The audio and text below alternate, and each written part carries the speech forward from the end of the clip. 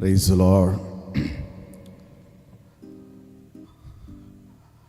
ఒకసారి మీ కుడి చేతులెత్తి సంతోషము లేని వారందరూ హల్లెలూయా చెప్పండి. ఓకే, అందరూ మంచి మెళుకుగానే ఉన్నారు. ఇప్పుడు అందరూ సంతోషంగా ఉన్నవారు బిగ్గరంగా చేతులెత్తి హల్లెలూయా చెప్పండి గట్టిగా. హల్లెలూయా. దేవుని పరిశుద్ధ నామానికి స్తోత్రము. మరి ఈ సమయంలో ఈ సభ ఆఖరి దినమున మన మధ్యలోకి నడిపించి పరిశుద్ధాత్మ దేవుని చేత నడిపించబడిన దైవజనులు అపోస్తలులు జయరాజ్ పాస్టర్ గారు మరి మన ప్రాంతానికి రావటం అనేది దేవుని చిత్తములో ఉన్నది. ఈ సభల గురించి నేను ప్రార్థన చేస్తున్నప్పుడు దేవుడు ఎందుకో నా మనసులోకి అన్నని ప్రేరేపణ కలుగు చేసిన వెంటనే అన్నగారికి ఫోన్ చేసి డేట్ అడిగిన వెంటనే వెంటనే సంతోషంగా ఈ అవకాశం ఇచ్చారు. మరి ఎట్టి గొప్ప అవకాశం ఇచ్చినటువంటి జయరాజ్ అన్న గారికి మన ప్రాంతం తరపున మన సంఘం తరపున ప్రత్యేకమైన వందనాలు తెలియపరుస్తూ ఉన్నాను. ఈ రెండోది ఏంటంటే, ఈ వాతావరణం వలన ఈ సభలు అసలు జరుగుతాయా లేదా, పబ్లిసిటీ చేసాం, పోస్టర్లు ఫ్లెక్సీలు చాలా పబ్లిసిటీ చేసిన తర్వాత వర్షం వలన ఈ సభలు క్యాన్సిల్ చేద్దామన్నంత ఆలోచన వచ్చింది కూడా. వెంటనే జయరాజ్ అన్న ద్వారా మరలా దేవుడు మాట్లాడి నేను బయలుదేరి రేపు మార్నింగ్ వస్తున్నాను అని ఏది ఏమైనా సరే సభలు ఆపేది లేదని చెప్పానని మళ్ళా ధైర్యం తెచ్చుకొని ఈ సభలు నిన్నటి దినాన 2 గంటలు మధ్యాహ్నం 2 గంటల నుంచి పనులు ప్రారంభించాం. రాత్రి సభ దేవుడు అద్భుతంగా జరిగించారు. మరలా ఈరోజు కూడా ఉదయకాలం అంతా కూడా వాతావరణం మబ్బుగా ఉంది, చినుకులు పడతా ఉన్నాయి. ఎలా జరుగుతుందని దేవుని సన్నిధిలో ప్రార్థన చేసి దేవుని దగ్గర అడిగినప్పుడు కొద్దిసేపటికెల్లా మరలా ఎండ వచ్చేసింది. ఈ రాత్రి సభ కూడా దేవుడు మహిమకరంగా దేవుడు జరిగిస్తాడు అని నమ్మకం ధైర్యం ఏర్పడింది. మరి మన ప్రాంతాన్ని ప్రేమించి మన మధ్యలోకి రాత్రి దైవర్తమానం అందించబోతున్న జయరాజ్ అన్నగారిని చప్పట్లు కొట్టి ప్రేమతో ఆహ్వానిద్దాం. అందరూ దైవజనులు వస్తూ ఉండగా గట్టిగా చప్పట్లు కొట్టి దేవునికి స్తోత్రం చెప్దాం గట్టిగా.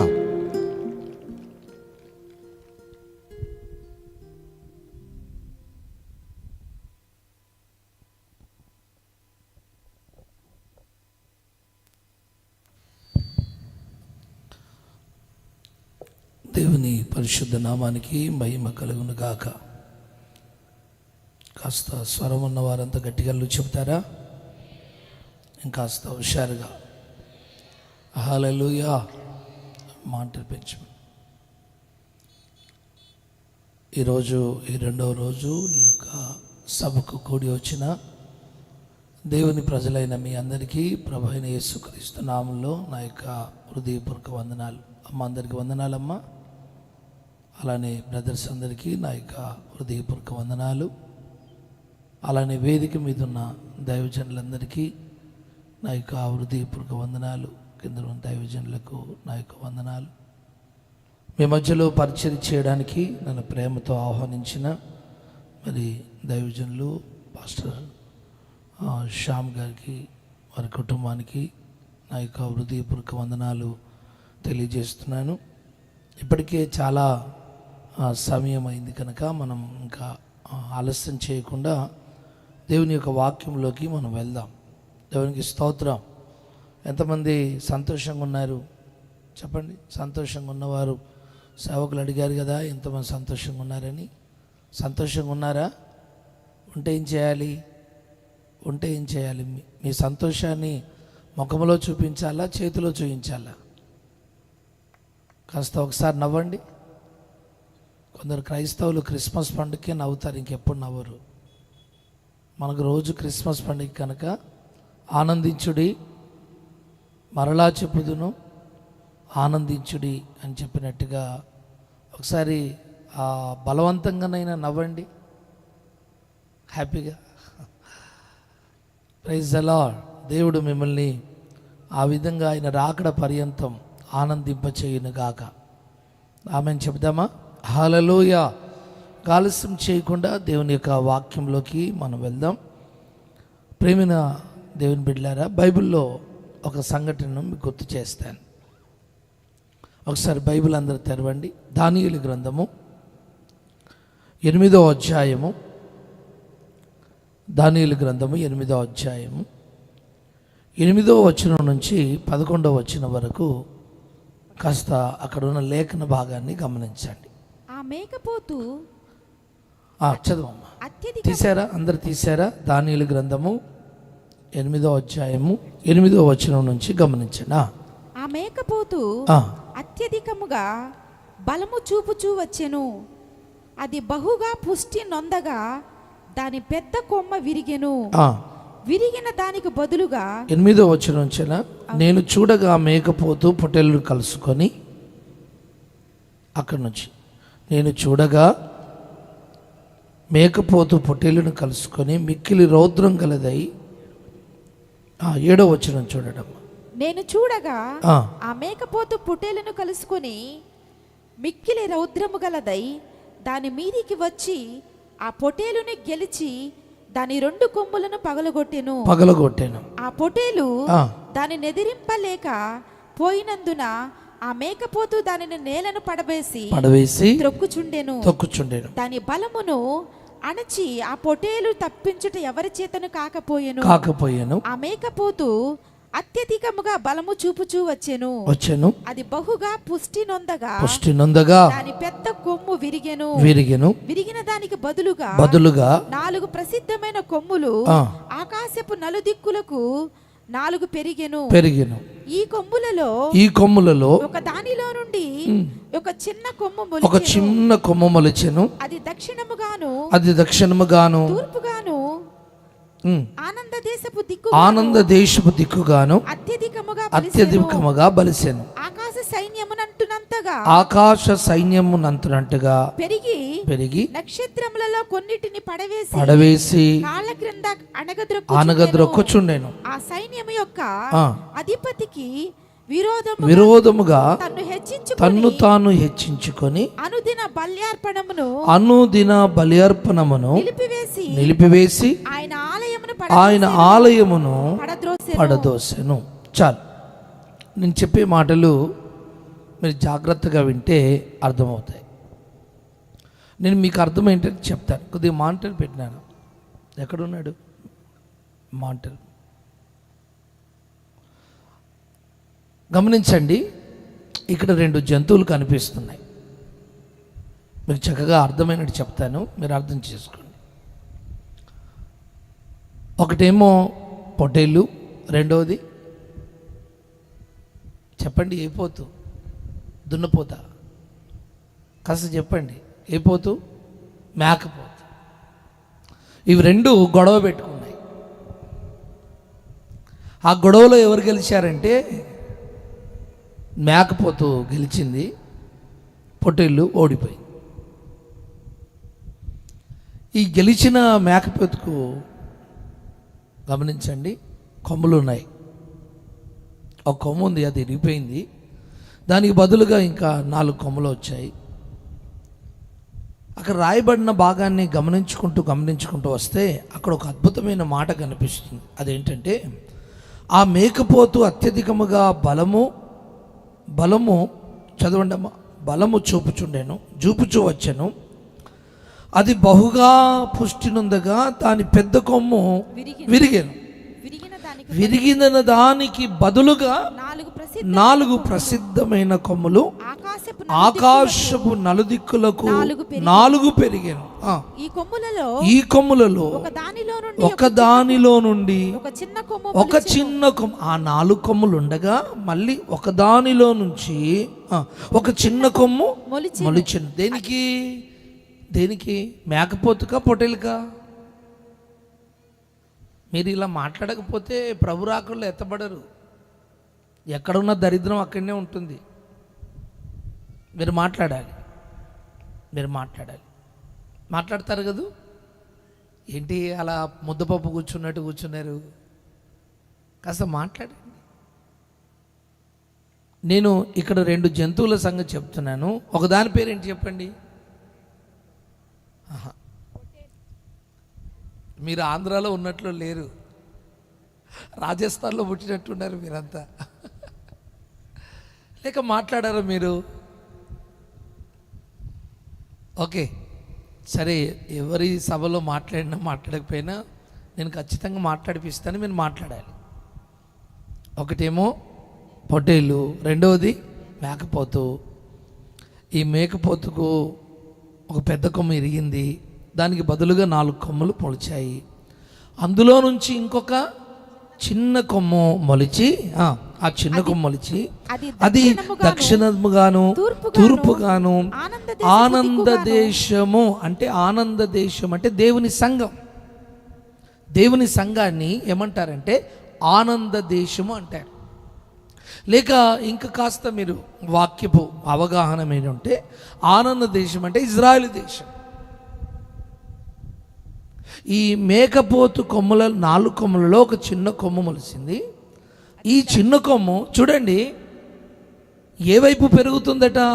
ఆనంద దేశం వైపు అత్యధికముగా బలిసిన ఆ వైపున పెరిగి అత్యధికంగా ఆ కొమ్ము బాగా పుష్టిగా బలంగా మారిపోయింది. తర్వాత ఈ 4 కొమ్ముల్లో నుంచి వచ్చిన ఆ చిన్న కొమ్ము ఆనంద దేశం వైపు లేక దేవుని సంఘం వైపు అలా పుష్టి నొంది పెరిగి బలాన్ని నొందిన ఈ చిన్న కొమ్ము, అక్కడ రాయబడిన మాట ఏంటంటే ఆకాశ సైన్యము అంటునంతగా పెరిగి నక్షత్రములలో కొన్నిటిని పడవేసి. గమనించండి, దేవుని సంఘములో చాలా ఆత్మీయంగా ఎదిగిన వారు ఉంటారు. వారి గురించి బైబిల్ ఏం చెప్తుందంటే వారు ఆకాశ నక్షత్రమును పోలిన వారై ఉంటారట. ఆత్మీయంగా ఎదిగిన వారిని వాక్యం ఎవరితో పోల్చుందంటే ఆకాశ నక్షత్రాలతో పోలుస్తుంది. ఇప్పుడు ఈ కొమ్మ ఏం చేసింది తెలుసా? ఆత్మీయంగా సంఘములో ఎవరైతే ఎదిగి ఉన్నారో వారి వైపున ఈ కొమ్ము అలా దూసుకొని వెళ్ళి ఏం చేసింది? ఆ నక్షత్రాల్లో కొన్నిటిని, అంటే ఆత్మీయంగా ఎదిగిన వారిలో కొందరిని కింద పడదోసి ఏం చేసింది? కాళ్ళతో త్రొక్కేసి. తర్వాత ఆ సైన్యము యొక్క అధిపతికి, అంతేకాదు సైన్యములకు అధిపతి యెహోవా విరోధముగా, దేవునికి విరోధముగా తన్ను తాను హెచ్చించుకొని అనుదిన బలి అర్పణమును నిలిపివేసి ఆయన ఆలయమును పడదోసెను. గమనిస్తున్నారా? ఈ చిన్న కొమ్ము చేసిన పని చూసారా? చాలా ప్రమాదకరమైన పని చేసింది. ఏంటయ్యా అంటే సంఘములో ఆనంద దేశము అని పిలువబడే దేవుని సంఘములో దైవికమైన అనుభవాల్లో ఒక ఉన్నతమైన స్థితికి చేరిపోయిన వారిని అలా ఈజీగా ఈ కొమ్ము అక్కడికి వెళ్ళిపోయి అంతవరకు పెరిగి అక్కడ ఆకాశ నక్షత్రాల్లో ఎవరైతే ఆత్మీయంగా బలంగా ఉన్నారో, సేవలో బలంగా ఉన్నారో, పరిశుద్ధతలో బలంగా ఉన్నారో, విశ్వాసంలో బలంగా ఉన్నారో, ప్రార్థనలో బలంగా ఉన్నారో, దేవుని సన్నిధిలో ఒక ప్రతిష్టలో ఎవరైతే బలంగా ఉన్నారో వారి మధ్యలోకి వెళ్ళి ఏం చేసింది? దాని కొమ్ముతో లేక దాని తోకతో ఏం చేసింది? ఎదిగిన వారిని కింద పడేసింది.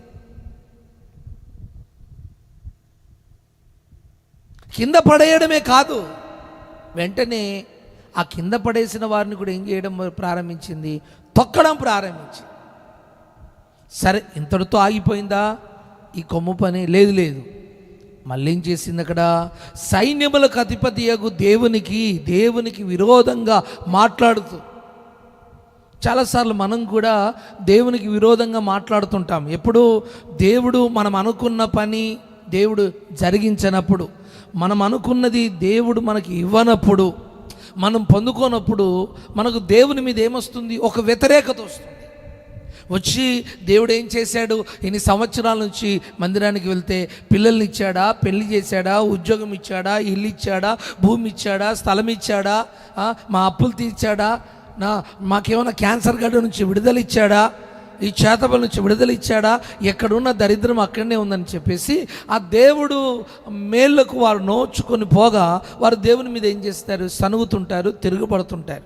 ఇప్పుడు ఈ కొమ్ము ఏం చేస్తుందంటే దేవునికి వ్యతిరేకంగా మాట్లాడమే కాకుండా అక్కడ రాయబడిన మాట, దేవుని మందిరములో చొరబడి అనుదినము దేవుని మందిరములో జరిగే కార్యక్రమాలు ఉంటాయి కదా, సేవా సంబంధమైన కార్యక్రమాలు. అక్కడ రాయబడిన మాట, అనుదిన బలి అర్పణమును నిలిపివేసి.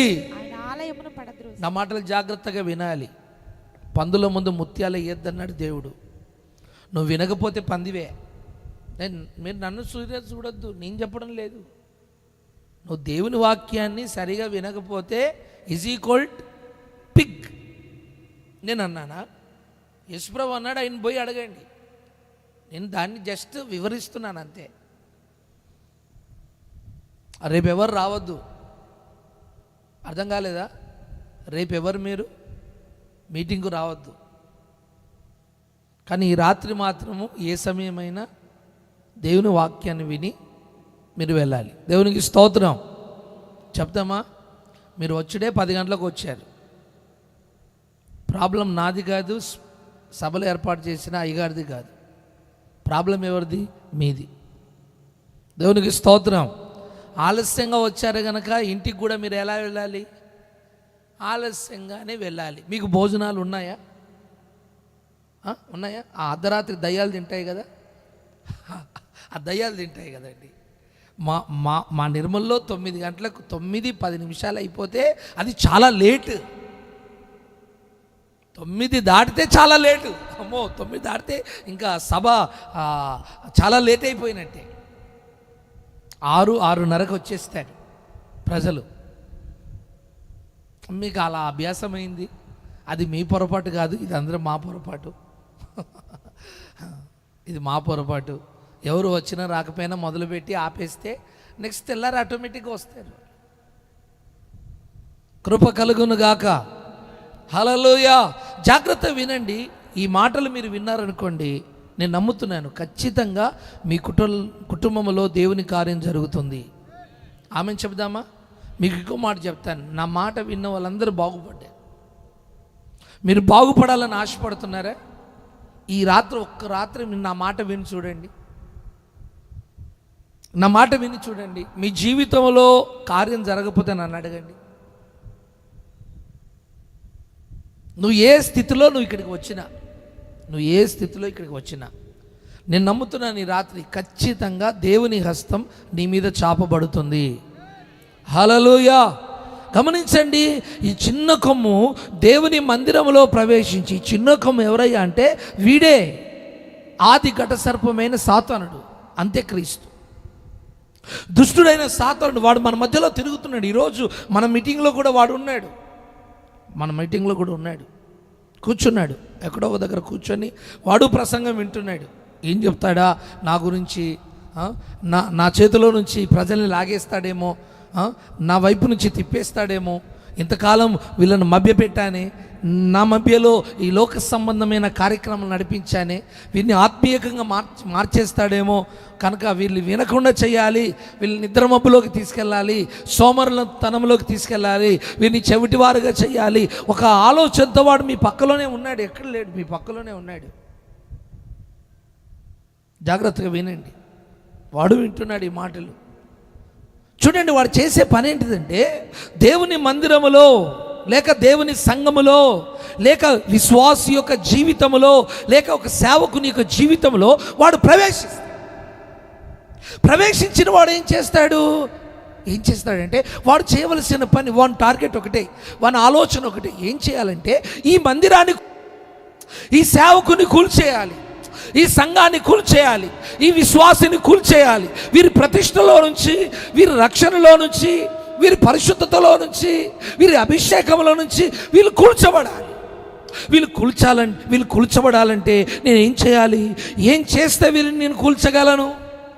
ఏం చేస్తే ఈ సంఘాన్ని నేను పడగొట్టగలను, ఏం చేస్తే ఈ సేవకుని పడగొట్టగలను, ఏం చేస్తే ఈ విశ్వాసులను సంఘాలను ఒక ఆలోచన చేశాడు. వీరిని పడగొట్టాలంటే డైరెక్ట్గా వీరి మీద దాడి చేస్తే పోరు. ఎందుకంటే చూడండి, ఈరోజు మట్టి గోడలతో కట్టబడిన ఆలయం ఉంది. మట్టి గోడలతో కాకుండా ఆత్మానుసారంగా కట్టబడుతున్న ఒక ఆత్మానుసారమైన మందిరం ఉంది. దేవునికి స్తోత్రం. ఇప్పుడు ఈ వాక్యం ఏం చెప్తుందంటే, మట్టి గోడలతో కట్టబడిన మందిరం గురించి మాట్లాడడం లేదు, ఆత్మచేత కట్టబడుతున్న ఈ మందిరాన్ని గురించి దేవుడు మాట్లాడు. ఆ దుష్టుని యొక్క ఆలోచన ఏంటంటే, ఆత్మ సంబంధంగా కట్టబడిన ఈ విశ్వాసి యొక్క మందిరము, ఈ సేవకుని యొక్క మందిరము, ఈ సంఘ పెద్ద యొక్క మందిరాన్ని నేను పడగొట్టాను, ఇతన్ని లోకంలో కలిపివేయాలి, లోక సంబంధమైన సాధారణమైన వ్యక్తిగా ఈ వ్యక్తిని నేను మార్చివేయాలి. మార్చివేయడానికి వాడు ఏం చేశాడు? డైరెక్ట్గా ఆ వ్యక్తిని పడగొట్టడానికి ప్రయత్నాలు చేస్తే సఫలము కావు అన్న సంగతి వానికి తెలుసు. అందుకే వాడు ఏం చేశాడంటే, మొదట చేయవలసిన ప్రారంభ పని ఏంటి? అనుదినము ఈ మందిరములో జరిగే సేవా సంబంధమైన కార్యక్రమాలు, నిత్య బలి అర్పణ, మందిరంలో జరిగే నిత్య బలులు ఉన్నాయి. బైబిల్లో రాయబడింది, బలిపీఠం మీద నిత్యం అగ్ని మండుచుండవలెను. ఆమెను చెప్దామా? నాతో కలిసి చెప్పండి. బలిపీఠం మీద ఇంకాస్త మెల్లగా చెప్పాలి, మెల్లగా. బలిపీఠం మీద చాలా చాలా మీకు స్పీకర్లు కూడా అవసరం లేదండి బాబోయ్. ఇంకా బలిపీఠం మీద నిత్యము అగ్ని మండుచుండవలెను. ఆమేన్. అది ఆరిపోకూడదు. దేవునికి స్తోత్రం. ఇప్పుడు సైతాన్ యొక్క ఆలోచన ఏంటి? అది ఆరిపోవాలి, దాన్ని ఆరిపోయాలి. దేవుడేమన్నాడు? అది మండుచుండవలెను నిత్యము. సైతాన్ ఆలోచన ఏంటి? అది ఆరిపోయాలి. రైట్. అంతేకాకుండా గుడారంలోకి వెళ్ళిపోతే, మందిరంలోకి వెళ్తే అక్కడ దీపవృక్షం ఉంది. అక్కడ రాయబడిన మాట ఏంటంటే, ఆ దీపవృక్షములో దీపములు నిత్యము వెలుగుచుండవలెను. నిత్యము వెలుగుచుండవలెను. అది నిత్యము వెలుగునట్లుగా దానిలో నూనె పోయవలెను, ఒత్తులను సవరించవలెను. ఇప్పుడు వాని ఆలోచన ఏంటంటే, ఇదిగో వీరు నూనె పోయకుండా, వత్తులు సవరించకుండా, ఆ దీపవృక్షం వెలగకుండా మందిరం అంతా చీకట్లో ఉండాలి. రైట్. అంతేకాకుండా ప్రతిరోజు ధూపవేదిక దగ్గరికి వెళ్ళి అక్కడ ప్రతిరోజు ఉదయము సాయంత్రము ధూపార్చన అనగా ప్రార్థన ధూపము అక్కడ జరగవలెను. కనుక ప్రతిరోజు జరిగే ఆ యొక్క ప్రార్థన ఆపివేయవలెను. చూసారా? ప్రతిరోజు జరిగే ఈ కార్యక్రమాలు ఏవైతే ఉన్నాయో, ఈ బలి కార్యక్రమాలు, దీపం వెలిగించబడే కార్యక్రమాలు, ధూపం వేసే కార్యక్రమాలు ఏవైతే ఉన్నాయో అవి ఆపివేస్తే, అవి నిలిపివేస్తే ఆటోమేటిక్గా మందిరంలో చీకటి వచ్చేస్తుంది. నేను చీకటి సామ్రాజ్యానికి రాజును కనుక వెనువెంటనే ఆ మందిరాన్ని నేనేం చేస్తాను? కూల్చేస్తాను. అంటే దుష్టుడైన సాతానుడు మందిరాన్ని కూల్చాలంటే వాడు ఏం చేయాలి? అనుదినము జరిగే బలి కార్యక్రమాన్ని ఆపాలి.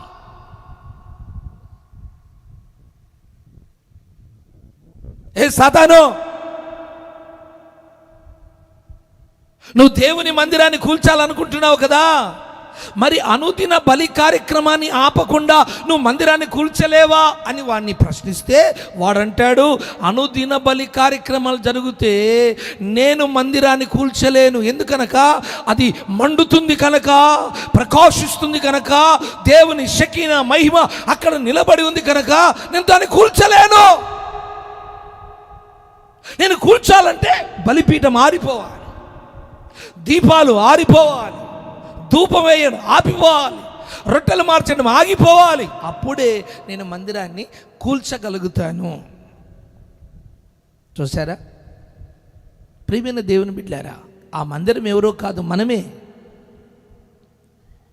ఈరోజు యేసయ్యకు నిజమైన దేవాలయం ఎవరు? నీవు నేను కాదా? మనమే కదా యేసయ్యకు నిజమైన దేవాలయం. ఆయన మన హృదయంలో నివసిస్తున్నాడు కదా, హృదయం అనే ఇంట్లో. ఇప్పుడు దుష్టుడైన సాతాను యొక్క ఆలోచన ఏంటంటే, నీ గుండె గుడిలో దేవునికి మందిరాన్ని కట్టావు, చక్కగా ఆరాధన చేస్తున్నావు, ప్రార్థన చేస్తున్నావు, విశ్వాసంతో అడుగులు వేస్తూ ముందుకు సాగిపోతున్నావు కదా. వన్ టార్గెట్ ఏంటంటే, ఈ మరియమ్మను, ఈ సలోమిని, ఈ దావీదును, ఈ ఎజ్రాను, ఈ సమూయేలును, ఇదిగో ఈ సేవకుని నేను ఎలా కూల్చాలి, నేను ఎలా పడగొట్టాలి. ఒకే ఆలోచనతో వాడు గర్జించు సింహము వలె ఎవరిని మృంగుదునా అని చెప్పి ప్రతి ఇంటికి, ప్రతి వ్యక్తి దగ్గరికి వెళ్ళి విశ్వాసములో, ప్రార్థనలో, పరిశుద్ధతలో, ప్రతిష్టలో, ఒక దైవికమైన అనుభవాలలో వీరు పడిపోవాలి అని చెప్పి వాడు చేస్తున్న ప్రయత్నాలు ఎన్నెన్నో.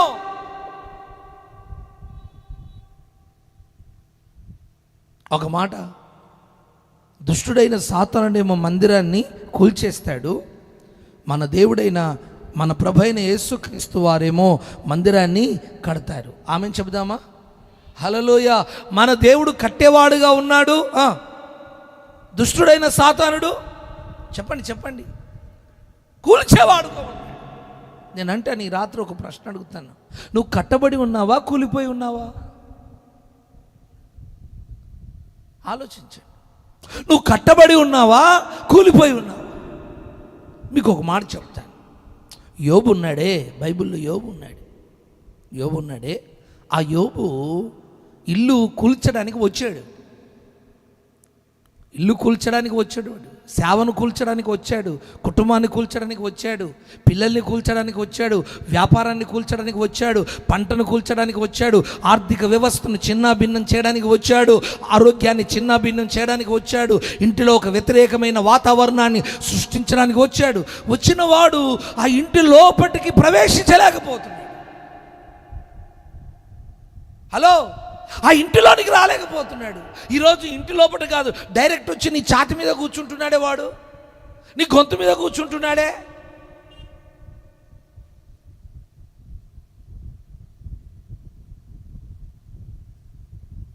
ఆమెను చెబుదామా?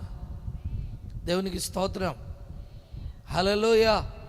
ఈరోజు ఛాతి మీద, గొంతు మీద కూర్చొని నీ గొంతు పిసుకుతున్నాడే. చూడండి, యోబు యొక్క ఇంటిలోనికి వాడు రాలేకపోయాడు, అల్లంత దూరాల్లోనే వాడు నిలబడి ఉన్నాడు. కారణం ఏంటంటే, యోబు ఇంటి చుట్టూ ఏముంది? ఒక ప్రాకారం ఉంది, ఒక కంచె ఉంది. ఆ కంచెను దాటి లోపల రాలేకపోతున్నాడు. వాడు వచ్చాడు, వాని ప్రభావంతో వచ్చాడు, వాని శక్తితో వచ్చాడు, వాని సైన్యంతో వచ్చాడు. ఏ విధము చేతనైనా యోబు ఇంటిని కూల్చాలి, ఇతన్ని పడగొట్టాలి, ఇతన్ని పాడు చేయాలి. రాలేకపోతున్నాడు. ఈరోజు నీ కుటుంబ వ్యవస్థ అంతా చిన్న భిన్నం కావడానికి కారణం ఎవరో తెలుసా? నీ ఆర్థిక పరిస్థితులన్నీ కూడా చెదిరిపోవడానికి కారణం ఎవరో తెలుసా? నీకు పిల్లలు పుట్టకపోవడానికి కారణం ఎవరో తెలుసా? నీ గడ్డలో ఉన్న క్యాన్సర్ నువ్వు మందిరానికి వచ్చిన స్వస్థత పొందకపోవడానికి కారణం ఎవరో తెలుసా? నీ ఇంట్లో ఉన్న అప్పులు, నీ ఇంట్లో ఉన్న గొడవలు తీరకపోవడానికి కారణం ఎవరో తెలుసా? పాస్టర్ గారు కాదు. దానికి కారణం ఏమిటంటే, నీ మీద రహస్యంగా దాడి చేస్తున్న దుష్టుడు.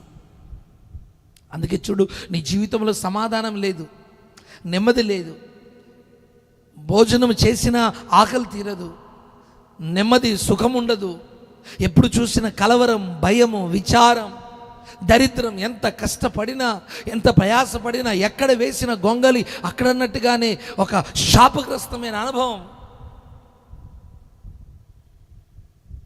యోబు యొక్క ఇంటిలోనికి పడగొట్టడానికి వాడు ఎందుకు రాలేకపోయాడంటే, యోబు ఇంటి చుట్టూ ఒక ప్రాకారమే. ఆ ప్రాకారం కట్టబడడానికి కారణం ఏంటంటే, యోబట ప్రతిరోజు ఉదయమే లేచి, ఆమెన్ ఏంటి, ఎప్పుడు లేచి? ఉదయమే లేచి, ఉదయకాలమే లేచి దేవుని సన్నిధిలో ఏం చేస్తున్నాడు? బలర్పిస్తున్నాడు.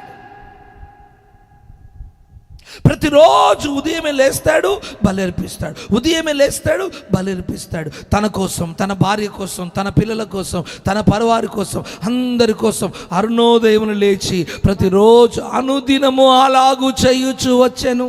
అనుదినము అనుదినము అనుదినము. అందును బట్టి యోబు యొక్క ఇంటిని వాడు పడగొట్టలేకపోయాడు. ప్రేమైన దేవుని బిడ్డలారా, ఈరోజు నీ ఆరోగ్యం విషయంలోనే కావచ్చు, నీ ఆర్థిక విషయంలోనే కావచ్చు, నీ పిల్లల విషయంలోనే కావచ్చు, నీ కుటుంబ విషయంలోనే కావచ్చు, నీ వ్యాపార విషయంలోనే కావచ్చు, వాడు నిన్ను పడగొట్టకుండా ఉండాలి అంటే నువ్వేం చేయాలి? యోబు ఇంటి చుట్టూ ఒక ప్రాకారాన్ని కట్టుకున్నట్టుగా నీవు ఒక ప్రాకారాన్ని కట్టుకో. పాములు రాకుండా, పందులు రాకుండా, కుక్కలు రాకుండా కంపౌండ్ వాళ్ళు కట్టుకుంటావు కదా. హలో, కప్పలు రాకుండా, తేళ్ళు రాకుండా, జర్రులు రాకుండా, చెత్త చెదారం ఇంట్లోకి రాకుండా ఇంటి చుట్టూ కంపౌండ్ వాళ్ళు కట్టుకుంటావా లేదా? ఒకవేళ అంత డబ్బులు లేకపోతే కనీసం ఆ వెదురు కర్రతోనో ఏదో కర్రతో ఒక దడైనా నువ్వు కట్టుకుంటావా లేదా? కనీసం తాటాకులైనా తీసుకొచ్చుకొని ఇంటి చుట్టూ వేసుకుంటావు కదా, లోపలికి ఏమి రాకుండా. ఎందుకు ఆ కంచె? ఇంటిలోకి ఏ విష పురుగు ప్రవేశించకుండా. నేనంటే నీ ఆత్మీయ జీవితంలో కూడా ఒక దైవికమైన అనుభవాల్లో నువ్వు ఒక కంచెను వేసుకోకపోతే, ఒక ప్రాకారాన్ని కట్టకపోతే ఈజీగా వాడు దుష్టుడు నీ ఇంట్లో చొరబడి నీ వ్యవస్థనంతా, నీ కుటుంబ వ్యవస్థనంతా కూడా చిన్న భిన్నం చేసి చివరికి నీ చేతిలో చిప్పని పెడతాడు అడుక్కునేటట్టుగా.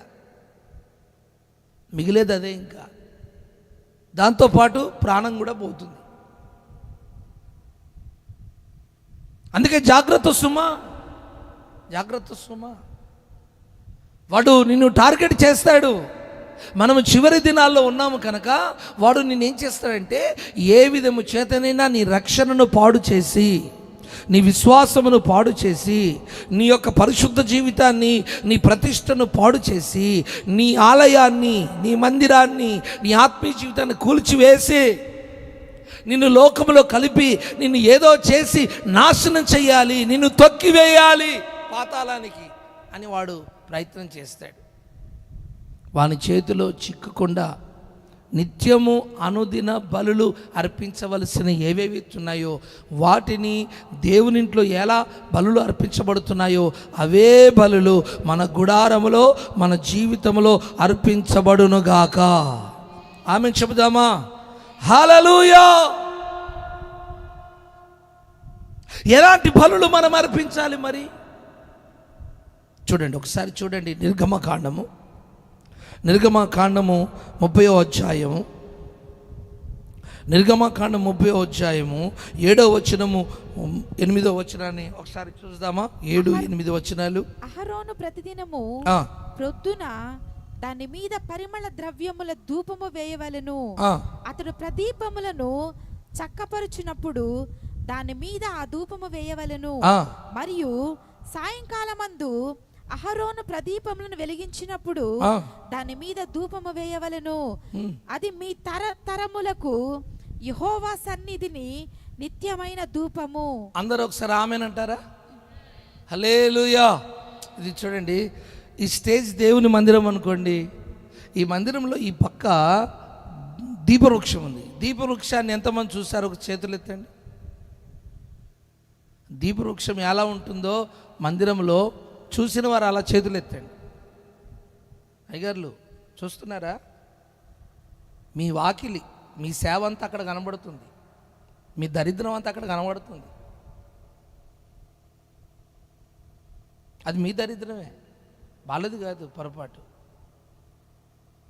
దీవవృక్షం కూడా తెలియదట. చేతులు ఎత్తండి. మీరు ఎత్తకపోతే విలువ వెళ్ళిపోతుంది. మరి అదిగో ఇంత సభలో ఒక 10 మంది ఎత్తారు. మరి పాత నిబంధన తీసేసి కొత్త నిబంధన పెట్టుకోండి, అయిపోతుంది. పాత నిబంధన ఎందుకు మనకు? దాన్ని తీసేసి దాని పక్కన చెప్పేసి ఇట్లా కొత్త నిబంధన పెట్టేసి. అమ్మా గమనిస్తున్నారా? మీ చేతిలో పాత నిబంధన ఉంది, కొత్త నిబంధన ఉంది. పాత నిబంధన అనేది ఒక పునాది లాంటిది, కొత్త నిబంధన అనేది ఆ బేస్ పైన, ఆ పునాది మీద కట్టబడే ఒక కట్టడం లాంటిది.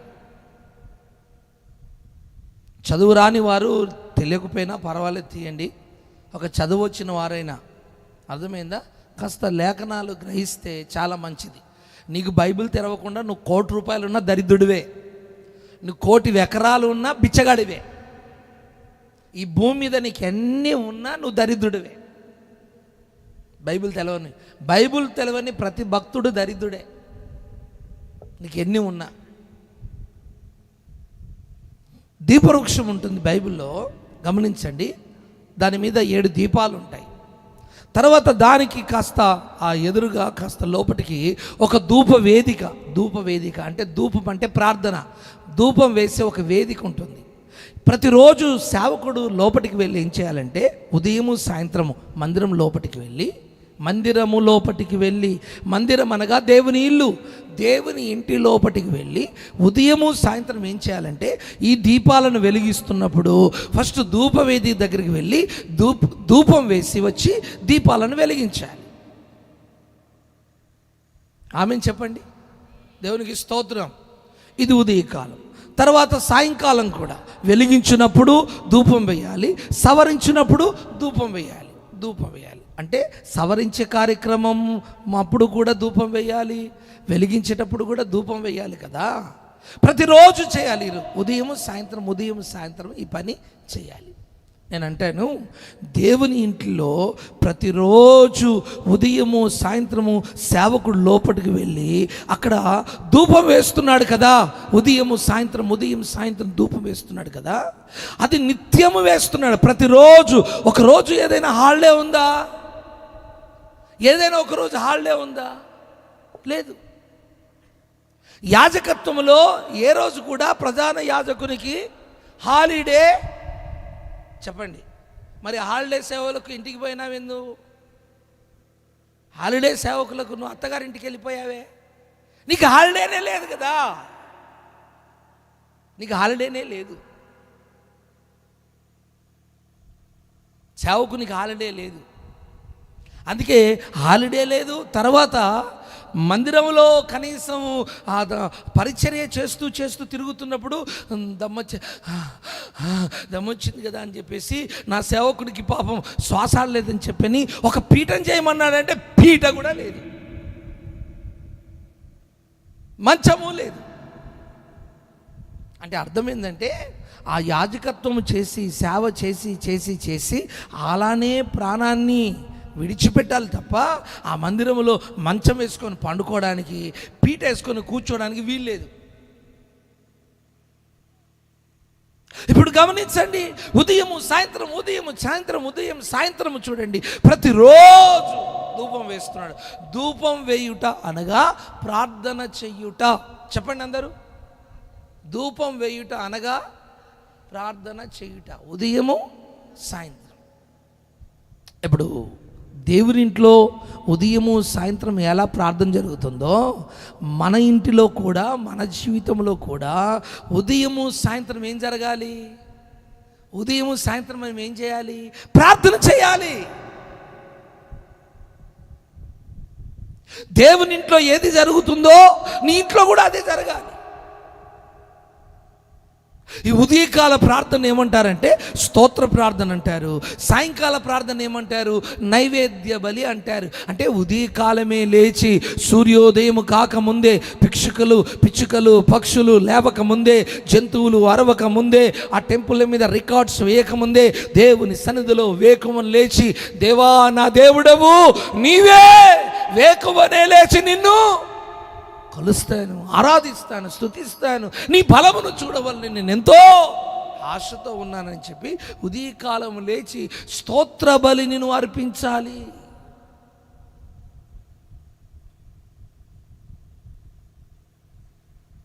చూడండి, ఈ బలులు ఎవరింట్లోనైతే ఉండవో, ఆ బలి జరగని కార్యక్రమాలు, ఆ ప్రార్థన లేని ఇంటిలోనికి దుష్టుడు ప్రవేశించి ఏం చేస్తాడంటే ఆ ఇంటిని కూల్చేస్తాడు.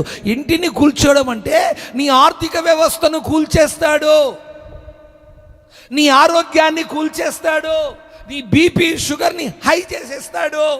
నీ వ్యాధులను హై చేసేస్తాడు, నీ ఇంట్లో సమస్యలను హై చేసేస్తాడు. ఎందుకంటే నీ సమస్యలు రాకుండా, నీకు బాధ కలగకుండా ఆ నైవేద్య బలే, ఆ స్తోత్ర బలే నిన్ను కాపాడుతుంది. నిన్ను కాపాడే బలులు నీ ఇంట్లో లేవు కదా. అక్కడ బలి కార్యక్రమం జరగలేదు గనక, ప్రార్థన జరగలేదు గనక నీ ఇంట్లోకి దుష్టుడు చొరబడి ఏం చేస్తాడు? నీ ఇంట్లో సమస్యలన్నీ, భార్యాభర్తల మధ్యలో గొడవలు సృష్టిస్తాడు. భర్త మాట భార్య వినదు, భార్య మాట భర్త వినదు, పిల్లల మాట తల్లిదండ్రులు వినదు, తల్లిదండ్రుల మాట పిల్లలు వినదు, అత్త మాట కోడలు వినదు, కోడల మాట అత్త వినదు. ఇల్లు ఒక నరకం, ఇల్లు ఒక దయ్యాల కొంపగా, ఒక పోలీస్ స్టేషన్గా, ఒక కోర్టుగా, ఒక పంచాయతీ ఆఫీస్గా, ఒక ఇల్లు ఒక నరకంగా మారిపోతుంది.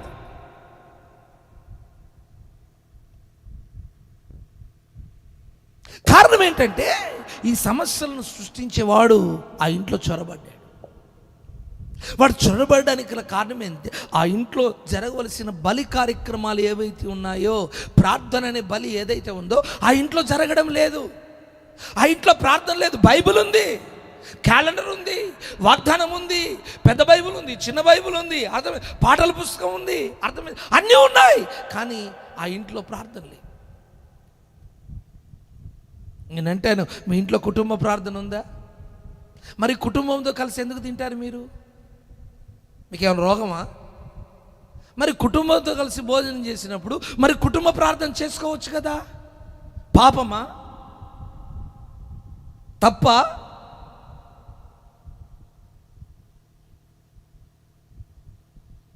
ఆలోచించు ఒకసారి.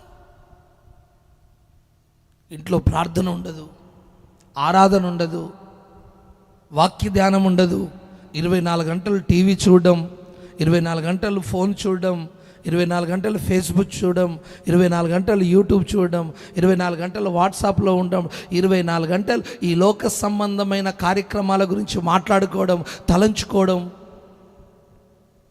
అందుకే చూడు, ఎప్పుడు చూసినా నీ జీవితంలో ఒక సమాధానము, నెమ్మదికరమైన, ఆనందకరమైన అనుభవం కనిపించదు. అందుకే దేవుని బిడ్డలారా, గతం జరిగిపోయింది, ఏదో జరిగిపోయింది. కానీ ఈ రోజు నుంచి ప్రతిరోజు మన ఇంట్లో ఇదిగో నిత్యము అర్పించే ఆ యొక్క ఉదయకాల స్తోత్ర బలి, సాయంకాల నైవేద్య బలి, అనుదిన బలులు నీ ఇంటిలో ప్రతిరోజు ఉండునుగాక, నీ జీవితంలో ఉండునుగాక. హల్లెలూయా, హల్లెలూయా. ప్రార్థన చేయి. నువ్వు ఎంతగా దేవుని సన్నిధిలో మోకరించి ప్రార్థన చేస్తావో అంతగా నీ కుటుంబానికి క్షేమం కలుగుతుంది.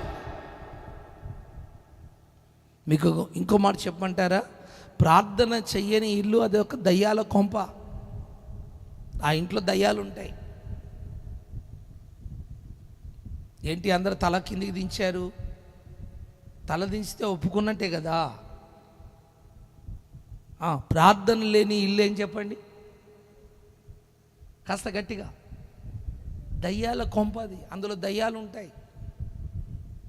ఏ ఇంట్లో ప్రార్థనలు ఉంటాయో ఆ ఇంట్లో దేవుడు ఉంటాడు. ఆమె చెబుదామా? పాస్టర్ గారు మీరు ఎలా చెప్తారండి? చెప్తాను వినండి. చెప్పడానికే వచ్చాను కదా, చెప్తాను వినండి. మీకు ఒక మాట చెప్తాను. అత్తగారి ఇల్లు, మామగారి ఇల్లు విడిచిపెట్టి తండ్రి ఇంటికి వెళ్తున్నాడు. ఎవరు? యాకోబు. మామగారి ఇల్లు విడిచిపెట్టాడు, ఆస్తిని అంత కూడగొట్టుకొని తండ్రి ఇంటికి వెళ్తున్నాడు. కానీ ఏమైనా సమాధానము, నెమ్మది యాకోబుకు ఉందా? ఏం లేదు. బాగా సంపాదించాడు, కోట్లు సంపాదించాడు, అయినా ఏం సుఖం లేదు. ఏం సుఖం లేదండి. ప్రాణభయం ఉంది. ఏశావు చంపేస్తాడేమో అన్న భయం ఉంది.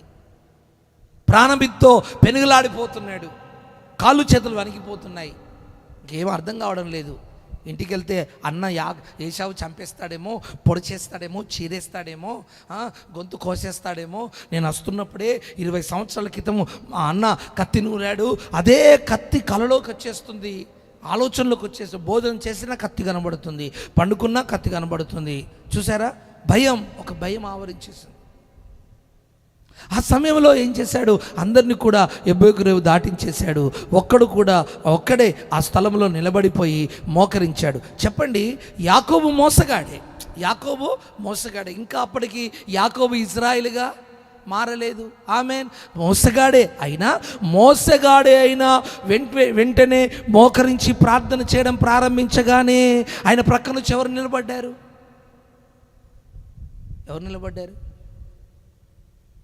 మీరన్నా చెప్పండి. దేవుడే. చెప్పండి గట్టిగా. నేను దయ్యం అంటాను అనుకున్నారా మీరేంటి? ఎవరు నిలబడ్డారు? దేవుడు వచ్చి నిలబడ్డాడు.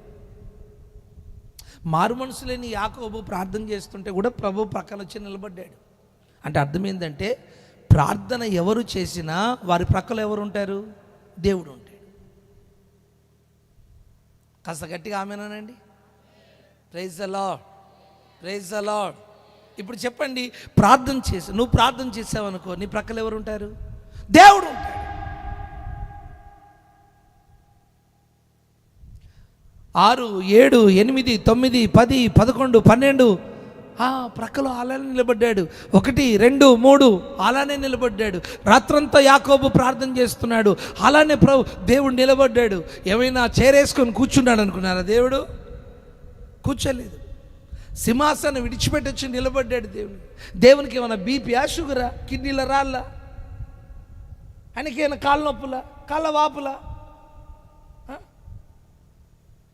ఆయన సృష్టికి కర్త. నిలబడ్డాడు. ఆ ప్రార్థన చేస్తూనే ఉన్నాడు, వింటూనే ఉన్నాడు, చేస్తూనే ఉన్నాడు, వింటూనే ఉన్నాడు, చేస్తూనే ఉన్నాడు, వింటూనే ఉన్నాడు, చేస్తూనే ఉన్నాడు. రాత్రి 2 అయిపోయింది, 3 అయిపోయింది, 4 అయిపోయింది, 5 అయిపోయింది. ప్రార్థన చేస్తూనే ఉన్నాడు. ఇక దేవుడు నిలబడి ప్రార్థన అయిపోతుందేమో, ఆమెన్ అని అంటాడేమో, ఆమెన్ అని అనగానే వెళ్ళిపోవాలి అనుకున్నాడు దేవుడు. కానీ యాకోబు ఆమెన్ అని అనడం లేదు. యాకోబు ఎంతసేపటికి ఆమెన్ అని అనకపోవడం దేవుడు చూసి, దేవుడు మాట్లాడుతున్నాడు, యాకోబు రాత్రంతా ప్రార్థన చేయగా నేను విన్నాను బాబు, కాబట్టి నేను విన్నాను, కాబట్టి ఇప్పుడు నాకు సమయం అయిపోయింది, తెల్లవారుతుంది కదా, నేను వెళ్ళిపోతాను, కాబట్టి నువ్వు ప్రార్థన ఆపేసాయి, ప్రార్థన ఆపేయను. యాకోబు అంటాడు, ప్రభా ప్రార్థన ఆపేయనంత వరకు నువ్వు నాతోనే ఉంటావా? అవును, నీతోనే ఉంటాను. నువ్వు ఆమెన్ అంటే వెళ్ళిపోతాను. ఆమెన్ అని అనేంత వరకు నువ్వు వెళ్ళవా ప్రభా?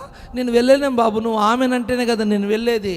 నువ్వు ప్రార్థనకు ఫుల్ స్టాప్ పెట్టు, ఆమెనను, నేను వెళ్ళిపోతానంటే. అయితే యాకోబు అన్నాడు, ఆమెనని నేను ఎప్పుడు అంటానంటే, నీవు నన్ను ఆశీర్వదించిన తర్వాత ఆమెన్ అంటాను. అప్పటి వరకు ఆమెన్ అనే ప్రసక్తే లేదు. నువ్వు అలానే నిలబడాలి, నేను ఇలానే ప్రార్థన చేయాలి. చూసారా? అందుకే నేను అంటాను, ప్రార్థనలో త్వరగా ఆమెనంటే దరిద్రం. ఎంతసేపు ప్రార్థనలో ఉంటే అంతసేపు మన ప్రక్కన ఎవరు ఉంటారు చెప్పండి? దేవుడు ఉంటాడు. నేనంటే నీ ఇష్టం, నువ్వు 5 నిమిషాలు ఉంచుకుంటావా, అరగంట ఉంచుకుంటావా, గంట ఉంచుకుంటావా, నీ ఇష్టం, నీ లైక్, నీ శక్తి ఏంటో, నీ బలం ఏంటో. ఎంతసేపు దేవుని ఉంచుకోవాలనుకుంటున్నావు? నీ ఇల్లు మురికిల్లు అనుకో, దరిద్రమైన ఇరుకిల్లు అనుకో, ఏ ఇల్లు బాగలేదు, పో పో పో పో, ఆమెను యేసునామని అడుగుచున్నాము తండ్రి అంటే దరిద్ర ప్రార్థన అని అర్థం. నీ ఇల్లు విశాలంగా మంచిగా ఉందనుకో, అంటే నీ ప్రార్థన అనుభవం విశాలంగా ఉందనుకో, చక్కగా సోఫాలు వేసి అలంకరించిన ఇల్లు అనుకో, వచ్చిన గెస్ట్ని కూర్చుండబెట్టడానికి కావాల్సిన ఏర్పాట్లు ఉన్నాయనుకో, రండి కూర్చోండి, ఇక్కడ కూర్చోండి, నేను వంట చేసుకొస్తాను, అది చేసుకొస్తాను, ఆతిథ్యం ఇస్తాను, కూర్చోండి అని చెప్పి అతన్ని ఆపేస్తారు కదా. అలానే నువ్వు ప్రార్థనలో ఎంతసేపు కొనసాగుతావో అంతసేపు నీ పక్షాన, నీకెదురుగా ఆయన నిలబడి ఉంటాడు.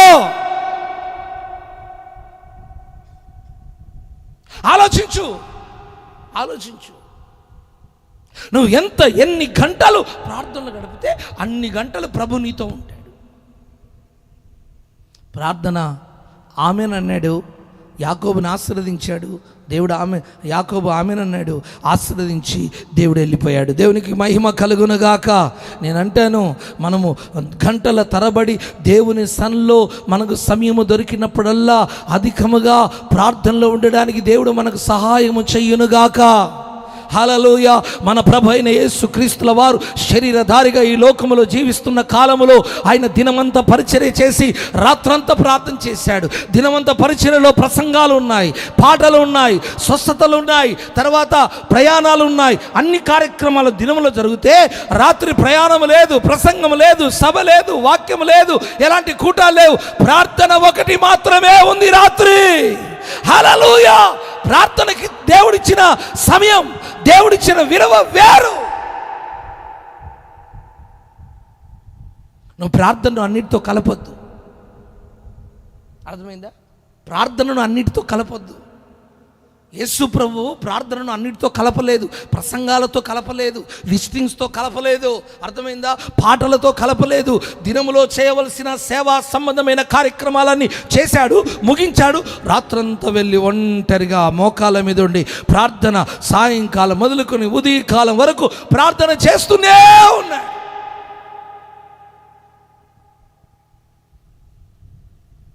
అట్టి ప్రార్థన అనుభవాన్ని దేవుడు మనకు దయచేయునుగాక. ఆమెను చెబుదామా? హల్లెలూయా. నువ్వు ఎప్పుడైతే అలా ప్రార్థన చేయడం ప్రారంభిస్తామో, ఒక్క మాట చెప్పమంటారా? ప్రార్థన చేసిన ప్రార్థన పరులైన షడ్రక్, మేషక్, అబద్నిగోలను అగ్నిగుండం ఏమైనా చేయగలిగిందా? నేనంటాను, నీ జీవితంలో అగ్ని లాంటి శ్రమలు, శోధనలు, పోరాటాలు, యుద్ధాలు, కలవరాలు ఎన్ని వచ్చినా నువ్వు ప్రార్థన చేసావనుకో, ఆ అగ్నిగుండం షడ్రక్, మేషక్, అబద్నిగోలను ఏమీ చేయలేదు గనక ఈ లోకములో వచ్చే ఏ సమస్య అయినా, ఏ శోధన అయినా నువ్వు ప్రార్థన చేస్తే అవి నిన్ను ఏమీ చెయ్యజాలవు. దానియేలు తీసుకెళ్ళి సింహం బోన్లో వేశారు. ఏం చేసింది సింహం? నరికేసిందా, కొరికేసిందా, చీల్చేసిందా? చండాలు చేసా, ముక్కలు ముక్కలుగా చీల్చేసిందా? ఏం చేయలేకపోయింది. కారణం ఏంటంటే దానియేలు మంచి ప్రార్థన పరుడు. అతని ప్రార్థన ఆపడానికి ఒక దుష్టుడైన సాతానుడు ఒక చట్టమే పుట్టించాడు. అంత భయం ప్రార్థన అంటే సైతానికి. ఒక చట్టమే పుట్టించాడు. అందుకే అబ్రహాము, పాత నిబంధన భక్తుడైన అబ్రహాము ప్రార్థన యొక్క విలువ తెలిసిన వాడై ఒంటెలకు కూడా ఏం నేర్పించాడు? ఒంటెలకు కూడా ప్రార్థన నేర్పించాడు. ఆమెను చెబుదామా? దేవునికి స్తోత్రం. హల్లెలూయా. మన ఇంట్లో చూడండి, అయ్యగారు ఒక ఒంటె, అమ్మగారు ఒక ఒంటె, కూతురు ఒక ఒంటె, కోడలు ఒక ఒంటె, అల్లుడు ఒక వంటే, కొడుకు, కుమారుడు ఒక వంటే. ఎన్ని వంటలు ఉంటాయి చూడండి ఇంట్లో. ఎన్ని వంటలు ఉన్నా ఏం సుఖమండి. ఒక్క వంటకు కూడా మోకటి అనుభవం లేదు, మోకటి అనుభవం లేదు. ప్రార్థన అనుభవం, దేవుని సన్నిధిలో మోకరించే అనుభవం లేదు. అందును బట్టి నీ జీవితంలో నువ్వు దేవుని కార్యాలను ఎలా చూడగలుగుతావు? నేను అంటాను, అబ్రహాము ఒంటలకు కూడా ప్రార్థన నేర్పించాడంటే మనమందరము కూడా ఆ విధంగా మంచి ప్రార్థన పరులుగా ఉండడానికి దేవుడు సహాయము చేయునుగాక. ఆమెను చెబుదామా? హల్లెలూయా, హల్లెలూయా, హల్లెలూయా. ప్రతిరోజు భారముతో దేవుని సన్నిధిలో ప్రార్థించే ఆత్మను దేవుడు మీ మీద కుమ్మరించునుగాక, కుమ్మరించునుగాక, కుమ్మరించునుగాక. ప్రార్థన చేసుకోవాలి అనే ఒక ఆలోచనను దేవుడు మీకు దయచేయునుగాక. కొందరు ప్రార్థన చేయరండి. పాస్టర్ గారు మీరు ప్రార్థన చేయండి. నువ్వేం చేస్తావమ్మా? నువ్వేం చేస్తావు? కొందరు ఇంకా ఆలోచన చేసి ప్రార్థన చేసే ప్రార్థన గోపురాలు ఉంటాయి కదా, వారికి 5,000, 10,000 కానుక పంపిస్తారు. సొంత సంఘంలో 5,000 లేక 10 రూపాయలు కానుక ఇవ్వడం వీళ్ళకి చేత కాదు. ఎక్కడో ప్రార్థన గోపురానికి 5,000 పంపించారు. నేను అంటాను, నీ ముఖం వాళ్ళకి తెలియదు, వాళ్ళ ముఖం నీకోసం ఎందుకు ప్రార్థన చేస్తారు? అయినా ప్రార్థన 5,000 ఇచ్చుకుంటావా? ఎవడు చెప్పాడు నీకు ప్రార్థన నువ్వు డబ్బులు ఇచ్చుకోనొచ్చని? మీరు చెప్పండి. నేను కూడా డబ్బులు ఇచ్చి ప్రార్థన కొంటాను. కొనుక్కుందాం, ప్రార్థన కొనుక్కుందాం. ప్రార్థన కొనబడదు, అమ్మబడదు. హలో, ప్రార్థన కొనబడదు. కాస్త గట్టిగా. మీరు ఇప్పుడే గొంతారిపోయి 40 రోజులు ఉపవాస ప్రార్థన చేసి ఇప్పుడే ముగించినట్టుకుంది మీ స్వరం. ఇన్ని వరాలు నిజాంపట్నం వాళ్ళకు ఉంటాయని నాకేం తెలుసండి. రోజుకో ప్రాంతంలో ఉంటాను నేను. ఈరోజు మిమ్మల్ని కొత్తగా చూసినట్టుంది నాకు. ఇంకో మాటలు చెప్పాలి, ఇండియాలో ఉన్నట్లేదు నాకు.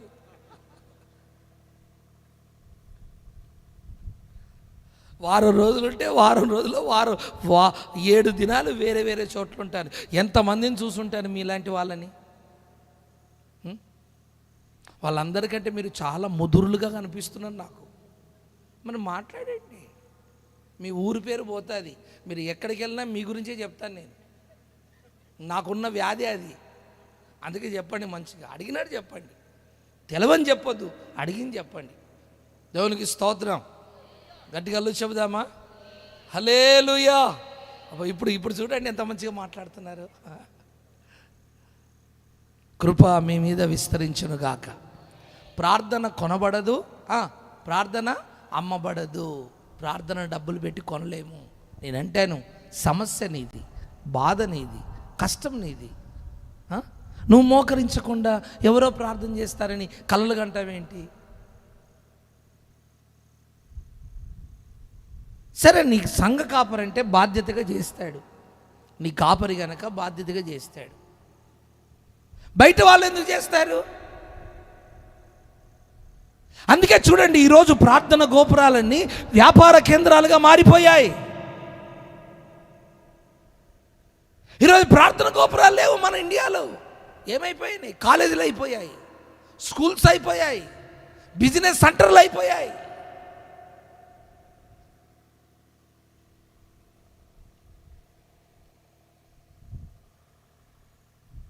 అందుకే నేను అంటాను, డబ్బులు వేస్ట్ చేసుకోవద్దు. నీకు సమయం దొరికినప్పుడల్లా మందిరానికి వచ్చేసేయి, లేక నీ ఇంట్లో మోకరించు. నీకు వీలైనప్పుడల్లా దేవుని సన్నిధిలో ప్రార్థన చేయడానికి దేవుడు నీకు కృపించునుగాక. హల్లెలూయా. నీకోసం దైవజనుడికి ప్రార్థన చేయమని చెప్పు, దైవజనుడు చేస్తాడు. నువ్వు ప్రార్థన చేసుకో. నువ్వు ప్రార్థన చేస్తే నీ చుట్టూ ఆవరించుకున్న సునామీ లాంటి సమస్యలన్నీ కూడా తొలగిపోతాయే. కృప కలుగునుగాక. నువ్వు ప్రార్థించకుండా ఏ సమస్య తీరదు, ఏ సమస్య తీరదు ప్రార్థించకుండా. ప్రతి చిన్న విషయానికి, ప్రతి పెద్ద విషయానికి నువ్వు ప్రార్థించవలసిందే. ప్రార్థన అనే బలిపీఠాన్ని నువ్వు కట్టవలసిందే. ప్రార్థన అనే బలిని ప్రతిరోజు ఉదయము సాయంత్రము అర్పించవలసిందే నీవు. Praise the lord. నేను ఒక మాట, మనకు సెల్ ఫోన్ ముఖ్యమా, ప్రార్థన ముఖ్యమా? కాస్త గట్టిగా. మనకు వాట్సాప్ ముఖ్యమా, ప్రార్థన ముఖ్యమా? కాస్త గట్టిగా. మనకు టీవీ ముఖ్యమా, ప్రార్థన ముఖ్యమా? మరి మీకేం రోగం? 24 గంటలు టీవీ మీద కూర్చుంటావు. అది కూడా ఒక రోగమే, అది కూడా ఒక వ్యాధే. కొందరు చూడండి ఫేస్బుక్, వాళ్ళకు ఫేసు, నీకో బుక్కు. చెప్పండి. దాన్ని చూసి దాని వెంట తిరిగి బాగుపడ్డోళ్ళు ఎవరున్నారు? చెప్పు. నీ ఫేస్ని ఎప్పుడన్నా చూసుకున్నావా? మళ్ళీ నీకో ఫేస్బుక్. మరి దాంట్లో ఫేస్బుక్లో ఫోటోలు ఎట్లా పెడతారంటే భార్యను ముద్దు పెట్టుకున్నాడు పెడతాడు. వీడు మెంటల్లోడా మంచోడా? భార్యను ముద్దు పెట్టుకున్నాడు ఎవడన్నా ఫోటో పెడతాడా ఫేస్బుక్లో? ఎవడన్నా? నేను అంటాను, కేకు తినడానికా ముఖానికి పూసుకోవడానికా అని నాకు తెలియక అడుగుతున్నాడు. కేకు తినడానికా ముఖానికి పూసుకోవడానికా? మీరు చెప్పండి. మీరు ప్రకటన గ్రంథం మర్మాలు చెప్పేవాళ్ళు కదా. మరి వీడు మెంటలోడు కాకపోతే వీడు మనిషా?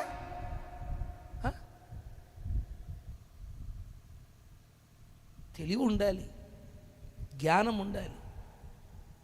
ఎంబీఏ చదువుకున్నానంటావు, బీటెక్ చదువుకుంటున్నానన్నావు. నీకేమన్నా మైండ్లోకి రాలేదేమో చదువు? మైండ్లోకి, మోకాళ్ళలో కాళ్ళలో ఉందేమో నీ మైండ్, నీ తెలివి అంతా.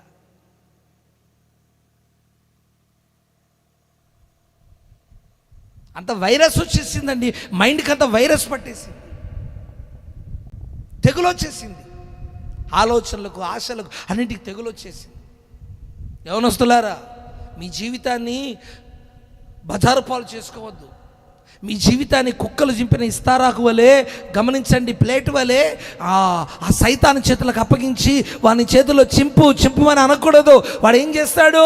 చింపేస్తాడు నీ బ్రతుకును.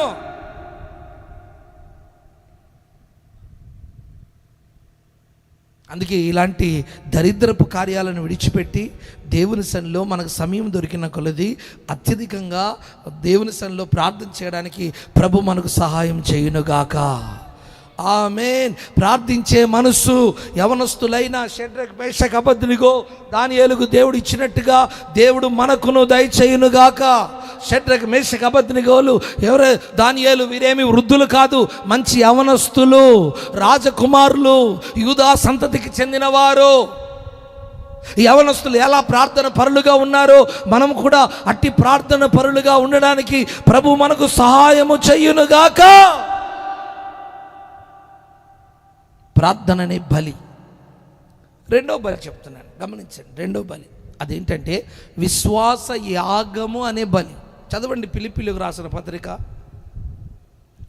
త్వరగా ఫిలిప్పీలకు రాసిన పత్రిక 2వ అధ్యాయము 17వ వచనాన్ని గమనిస్తారా? మరియు 17వ వచనం 2:17 మరియు మీ విశ్వాస యాగము అంటే బలి. యాగం ఈజ్ ఈక్వల్ త్యాగం ఈజ్ ఈక్వల్ బలి. విశ్వాస యాగములోను దాని సంబంధమైన సేవలోను నేను ప్రాణార్పణముగా పోయబడినను నేను ఆనందించి మీ అందరితో కూడా సంతోషింతును. అందరూ ఆమేన్ అందామా? నాతో కలిసి గట్టిగా చెప్పండి. మరియు కాస్త గట్టిగా. మరియు నిజాంపట్నంలో ఆ మూలకి వినబడాలి. మరియు మీ విశ్వాస యాగములోను, ఇంకాస్త గట్టిగా, విశ్వాస యాగములోను. ఏంటి విశ్వాస యాగము అంటే? విశ్వాస జీవితం అనేది ఒక బలిపీఠము లాంటి అనుభవం లాంటిది, బలి అనుభవం లాంటిది విశ్వాస జీవితం. బలిపీఠం మీద ఏ విధంగానైతే పశువు కాల్చబడుతుందో, విశ్వాస జీవితం చేయడం అంటే బలిపీఠం మీద కాలడము, లేక త్యాగమైపోవడము, లేక యాగమైపోవడము. ఎందుకు తెలుసా? ఏది కావాలన్నా విశ్వాసముతోనే రావాలి, విశ్వాసముతోనే దేవుడు కార్యం చేయాలి. కనుక విశ్వాస జీవితం అనేది అదొక యాగం.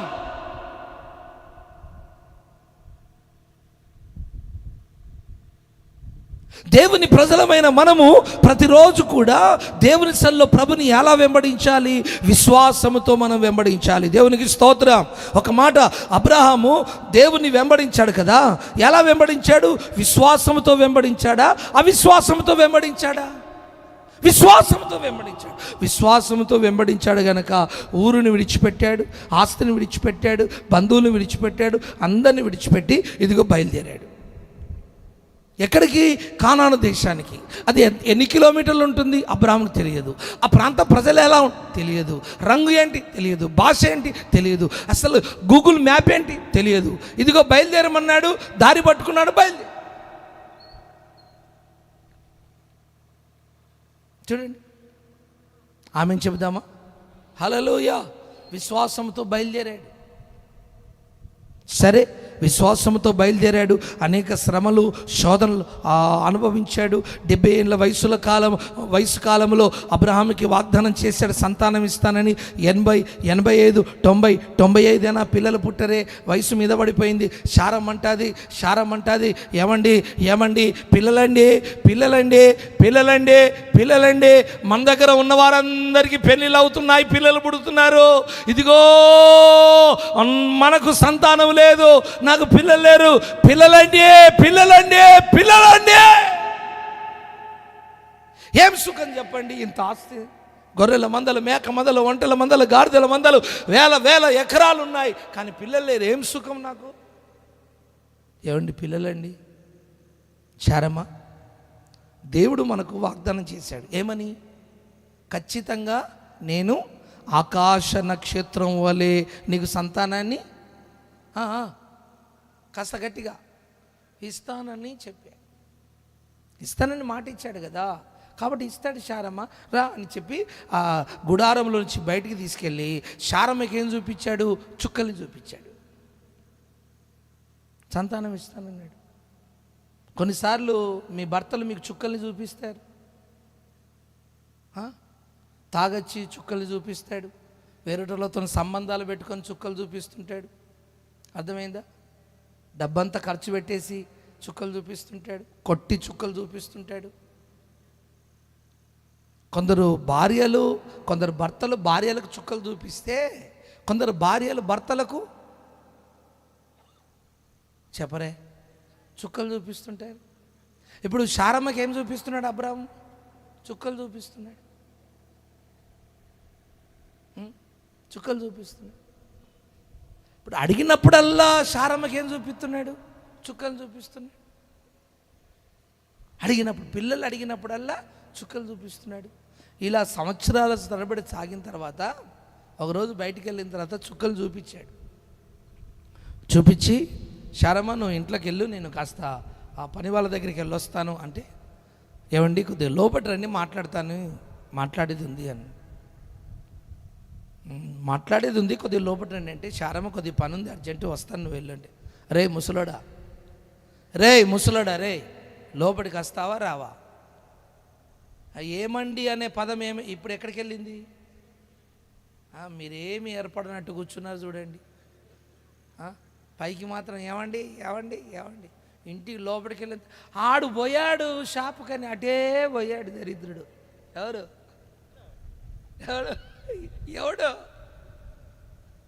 ఎవడు చెప్పు? ఉన్నాడా? వాడే అను ఉరికొచ్చేస్తాడు. వాడు పోయాడు షాపు కూరగాయలు తీసుకురామని పోతే అటే పోయాడు.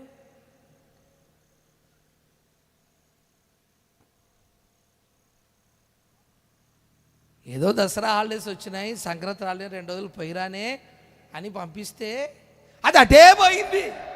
ఏది భార్య.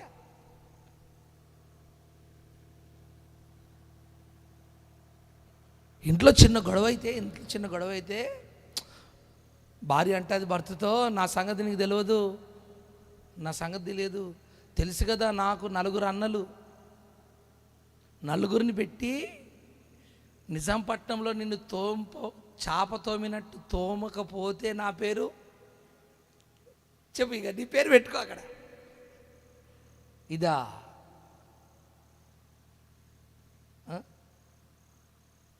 కుటుంబ తగాదాలు, కుటుంబ గొడవలు. అస్సలు ఇద్దరు మనసు కలవదండి. ఒకటే బండి మీద కూర్చుంటారు, వెనకెనకనే కూర్చుంటారు. అలా బాడీలు కలుస్తాయి కానీ మైండ్ కలవదండి. మైండ్ ఆలోచన కలవదు.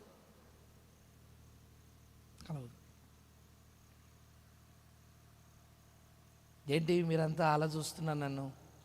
మీ ఇంట్లో మర్మాలు చెప్తున్నానా? దేవునికి స్తోత్రం.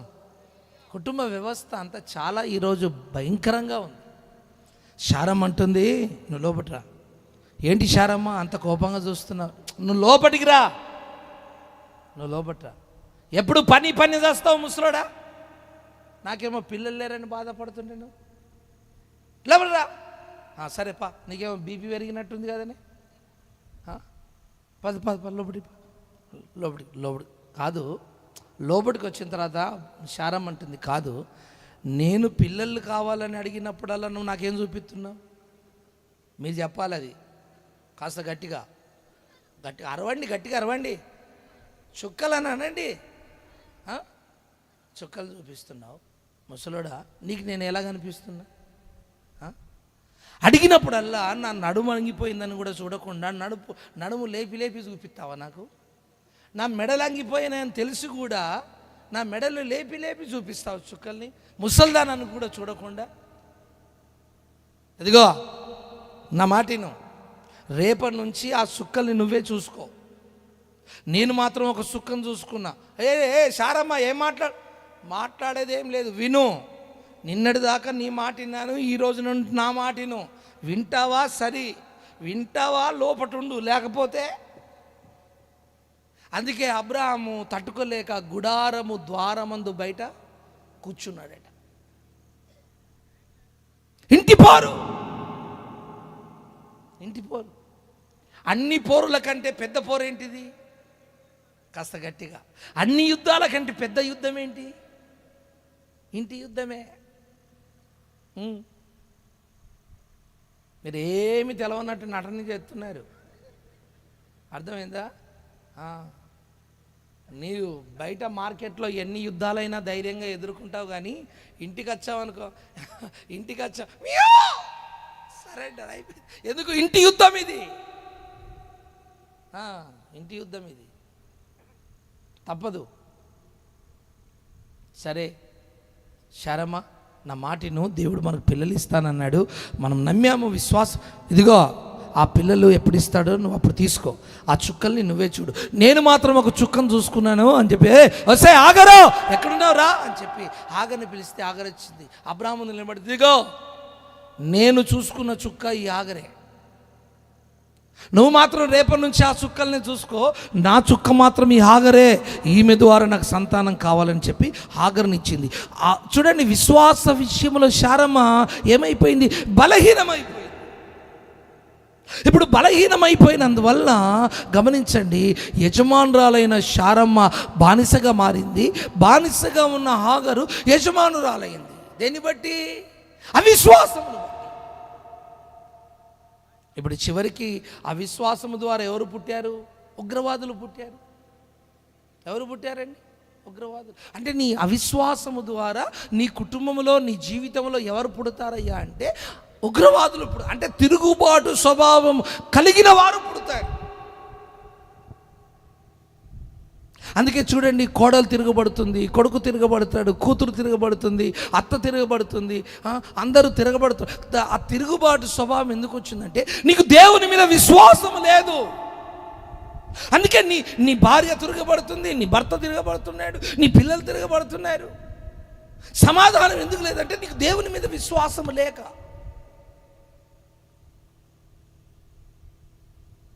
ఎప్పుడైతే శారమ్మ తన పొరపాటును గ్రహించి, తండ్రి అయ్యా తన అవిశ్వాసాన్ని బట్టి బాధపడి దేవుని దగ్గర క్షమాపణ పొందుకొని మళ్ళీ విశ్వాసంతో దేవుని సన్నిధికి చేరిందో, వెంటనే మూయబడిన గర్భాన్ని నా దేవుడు తెరిచాడు. హల్లెలూయా. నేను అంటాను, నువ్వు విశ్వాసముతో దేవుని సన్నిధిలో కనిపెట్టగలిగితే ఆర్థిక ద్వారాలు నీ కోసం తెరవబడతాయి. నీ ఆరోగ్యానికి, నీ స్వస్థతకు, నీ ఆశీర్వాదానికి, నీ క్షేమానికి, నీ ఉద్యోగానికి, నీ చదువుకు, అన్ని విషయాలు నా దేవుడు ద్వారములు తెరుచునుగాక.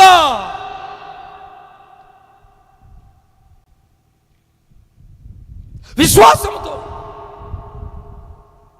తోమాతో దేవుడు చెప్పాడు, అవిశ్వాసిగా కాక విశ్వాసమేండు. అవిశ్వాసంతో ఉంటావేంటి? అవిశ్వాసం మాటలు మాట్లాడతావేంటి? అవిశ్వాసంతో తిరుగుతావేంటి? అవిశ్వాసంతో ప్రార్థన చేస్తావేంటి? విశ్వాసంతో చేయి ప్రార్థన. విశ్వాస సహితమైన ప్రార్థన రోగిని స్వస్థపరచు. విశ్వాస సంబంధమైన యాగములో మనమందరము కూడా దేవుని సన్నిధిలో నిత్య బలిని అర్పించుదుముగాక. ఆమెను చెబుదామా? ప్రార్థన ఒక బలి, విశ్వాస యాగము అనే విశ్వాస జీవితం అనేది ఒక బలి. అంతేకాదు, నువ్వు రోజు చేసే ఆరాధన, ప్రతిరోజు దినము రాత్రి దేవుని సన్నిధిలో పరిశుద్ధుడు పరిశుద్ధుడు పరిశుద్ధుడు పరిశుద్ధుడు పరిశుద్ధుడు పరిశుద్ధుడు అని ఆరాధననే బలి పరలోకములో అర్పించబడుతుండగా, దేవుని ఇంటిలో, నీ ఇంటిలో, సంఘములో ప్రతిరోజు ఆరాధననే బలి నిత్యము అర్పించబడునుగాక. నువ్వు కూర్చున్నా లేచిన నీ నోట ఏముండాలి? ఆరాధన, స్తుతి అనే బలి ఉండాలి.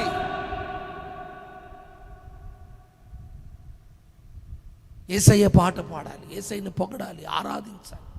కూర్చున్నా లేచిన, నువ్వు తోటలో ఉన్నా, పొలంలో ఉన్నా, చేపల వేటలో ఉన్నా, లేకపోతే ఇంకా వేరే వేరే కార్యక్రమాలు చేసుకుంటున్నా, ఎప్పుడు నీ నోట ఏముండాలి? స్తుతి ఉండాలి. స్తుతి, ఆరాధన ఉండాలి. మీకు మాట చెప్తాను వినండి. ఇజ్రాయేల్ ప్రజల్ని ఎర్ర సముద్రం దాటించి బండలో నుంచి నిలిచి ప్రతిరోజు మన్నాను కురిపించి ఆకలి తీరుస్తున్నాడు కదా. దేవుని స్తుతించాలా, దేవుని మీద సనిగాల వీరు? కాస్త చెప్పండి. స్తుతించాలి. స్తుతించకుండా ఏం చేశారు? సనిగారు. సనిగి సనిగి సనిగి సనిగి సనుగు is equal to cancer, cancer is equal to సనుగు. సైన్స్లో సనుగును ఏమంటారంటే క్యాన్సర్ అంటారు. దేవుని మీద అందుకే సనగొద్దు, దేవుని మీద ఎప్పుడు సనగొద్దు. ఎందుకు? మన దేవుడు అన్యాయస్తుడు కాదు, ఆయన ఎవరికి అన్యాయము చెయ్యడు. ఎప్పుడు చూసినా సనుగుతావు, దేవుడు నాకు ఇది ఇవ్వలేదు, అది ఇవ్వలేదు, అది చేయలేదు, ఇది చేయలేదు, సనగదు. ఆ సనగడం ద్వారా ఉన్నది ఉంచుకున్నది అంతా పోగొట్టుకుంటావు. అందుకే సనగకుండా నీకున్న దాంట్లోనే, కరువులోనైనా కష్టంలోనైనా, కరువులోనైనా కష్టంలోనైనా, అన్ని వేళలలో మనము దేవుణ్ణి స్తుతించుదుముగాక. ఆమెను చెబుదామా కాస్త గట్టిగా? హల్లెలూయా. కరువులో కష్టములో, సుఖములో దుఃఖములో, అన్ని వేళలా మన నోట ఏముండాలి? స్తుతి ఉండాలి. అందుకే చూడండి, కష్టం వచ్చింది, బాధ వచ్చింది, శ్రమ వచ్చింది యోబుకు. ఇప్పుడు యోబు నోట ఏముంది? అన్నీ ఇచ్చిన తండ్రి అన్నీ తీసుకొని పోయే అని యోబు పలకలేదా? ఏమన్నాడు? అన్ని దేవుడే ఇచ్చాడు, అన్ని దేవుడే తీసుకున్నాడు. సమస్త ఘనత మహిమ ప్రభావములు యేసుకే చెల్లునుగాక. ఆమెను చెబుదామా? హల్లెలూయా, హల్లెలూయా. కృప కలుగునుగాక. నేనంటాను, నీ పరిస్థితులు అనుకూలంగా ఉన్నా ప్రతికూలంగా ఉన్నా, నువ్వు ప్రభుని ఎప్పుడైతే స్తుతించడం నేర్చుకుంటావో దేవుడు నీ జీవితంలో కార్యాలు చేస్తాడు. ఒక మాట చెప్పనియండి, ఒక మాట చెప్పండి. ఇదిగో ఎరుకోను దాటి వాగ్దాన దేశానికి వెళ్ళాలి. ఎరుకో చుట్టూ ఎరుకో ప్రాకారం ఉంది. దేవుడు ఏం చేయమన్నాడు? ఎరుకో పట్టణం దగ్గర వెళ్ళి బల్లెముతో, బాణముతో, లేక రథాలతో, లేక ఇంకా ఇనుప వస్తువులతో దాన్ని కూల్చుమన్నాడా, లేక దాని చుట్టూ తిరుగుమన్నాడా? తిరుగుమన్నాడు. తిరిగిన వారితో ఏం చెప్పాడు? స్తుతించుమన్నాడు. తిరుగుతున్న వారితో దేవుడు సింపుల్ మెథడ్ చెప్పాడు. సింపుల్ మెథడ్లో పని చెప్తే మనమేమో హార్డ్ మెథడ్ని ఎన్నుకుంటాం. సింపుల్ మెథడ్ ఏంది? తిరగండి అయ్యా, స్తోత్రం చెప్పండి అయ్యా అన్నాడు. అవునా? అన్నాడా లేదా? అన్నాడా లేదా? ఆమేన్. మీరు కూడా ఉన్నారా లేరా? ఉన్నారా? రైట్. Praise the lord. దేవునికి స్తోత్రం. కృప కలుగునుగాక. హల్లెలూయా. గమనించండి, తిరగమన్నాడు. 7వ రోజు తిరిగాడు 7 సార్లు. తిరిగిన తర్వాత ఏం చేయమన్నాడు? బల్లాలు తీసుకొచ్చి, లేకపోతే ఇనుప పనిముట్లు తీసుకొని వచ్చి ఒక్కొక్క రాయిని పెకిలించండి అన్నాడా, లేక స్తోత్రం చెప్పమన్నాడా? స్తోత్రం చెప్పమన్నాడు. Simple, very simple. సేవ వెరీ సింపుల్. విశ్వాస జీవితం వెరీ సింపుల్.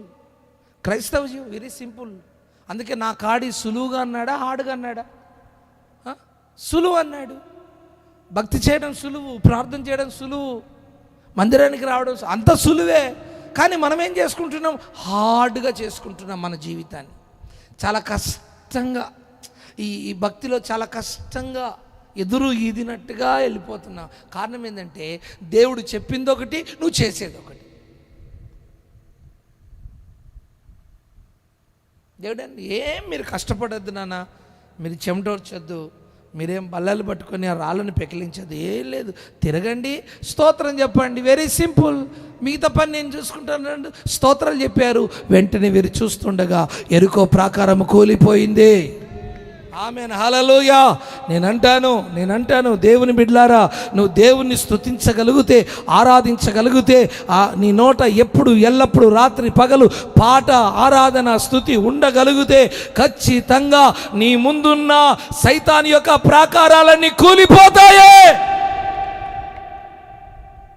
ఎన్ని అడ్డంకులున్నా నీ ఆరాధన, నీ స్తుతి, నీ ముందు నిలిచి ఉన్న ఆటంకాలను, అవరోధాలను, ప్రాకారాలను కూల్చేసి నీకు ఒక ద్వారాన్ని, ఒక దారిని ఏర్పాటు చేసి నువ్వు ముందుకు వెళ్ళున్నట్లుగా చేస్తుంది నీ ఆరాధన, నీ స్తుతి. ఆమె చెప్దామా? కొందరు ఆరాధనకు వస్తారండి, పాటలు పాడరు, చప్పట్లు కొట్టరు. అయిపోయిన తర్వాత ప్రేమ విందు మాత్రం ఫుల్గా తినిపోతారండి. తిన్నావా అక్క? ఫుల్. తిన్నావా అన్న? చప్పట్లు కొట్టా. ఎందుకు? పక్షవాయు రోగం వచ్చింది కదా, అందుకట్లేదు. పాట పాడలేదు. ఎందుకు? మూతి వంకర అయిపోయింది కదా, ఎలా పాడతావు? నీ మూతి వంకర అయిపోయింది, పెదవులు వంకర, ఎలా పాట పాడతావు?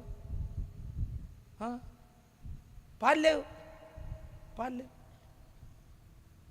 అందుకే పక్షవాయు రోగులు, ఈ పెదవులు చేతులు వంకరపోయిన వాళ్ళు చప్పట్లు కొట్టలేరు, పాట పాడలేరు. ఎందుకంటే వాళ్ళకి పక్షవాయు రోగం వచ్చింది. నీకు రోగం వచ్చినట్టుగా శరీరంలో కనిపించదు, కానీ నీకు ఆ రోగం ఉన్నట్టు. ఎందుకంటే నువ్వు ఆ పాట పాడలేదు కనుక, చప్పట్లు కొట్టలేదు కనుక.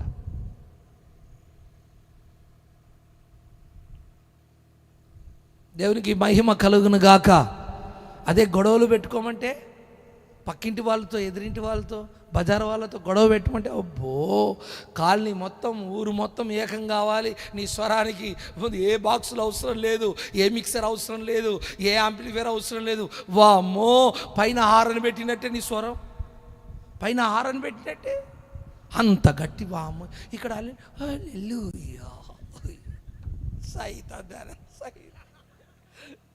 ఇక్కడ ఏసి వాయించేది దయ్యం. గొడవ పెట్టమంటే అంటే ఇక్కడ ప్రాణం పోయినట్టే, హల్లెలూయా హల్లెలూయా, చచ్చిపోయినట్టే. సిగ్గు ఏం పెళ్ళిగా చవేంది సిగ్గుపడ్డానికి? ఇది నీ పెళ్ళ నా పెళ్ళ? సిగ్గుపడేదేముంది ఇక్కడ? హల్లెలూయా అంటే బూతు పని ఏంటి? హల్లెలూయా హల్లెలూయా. చేసేదేమో అది మోటు పనే, నేల పనే, ఏదో ఆకాశం నుంచి ఊడిపోయిన. హల్లెలూయా. పొద్దునకి వెళ్తే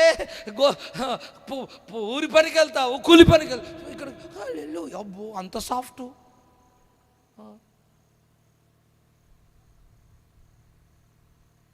సిగ్గుపడవలసిన విషయంలో అందు మనము అతిశయపడతాం. ఒకసారి చేతులు పైకెత్తి గట్టిగా చెప్పండి, ఇంకాస్త హుషారుగా చెప్పండి, హల్లెలూయా. ఎప్పుడు ఎవరు సభలు పెట్టినా ఇలా చెప్పండి, హల్లెలూయా. మీ రోగం, మీ దరిద్రం అంతా ఈరోజే వెళ్ళిపోవాలి. ఆ శాపం కూడా వెళ్ళిపోవాలి, ఆ కరువు అంతా వెళ్ళిపోవాలి. దేవునికి స్తోత్రం. కృప కలుగునుగాక. హల్లెలూయా.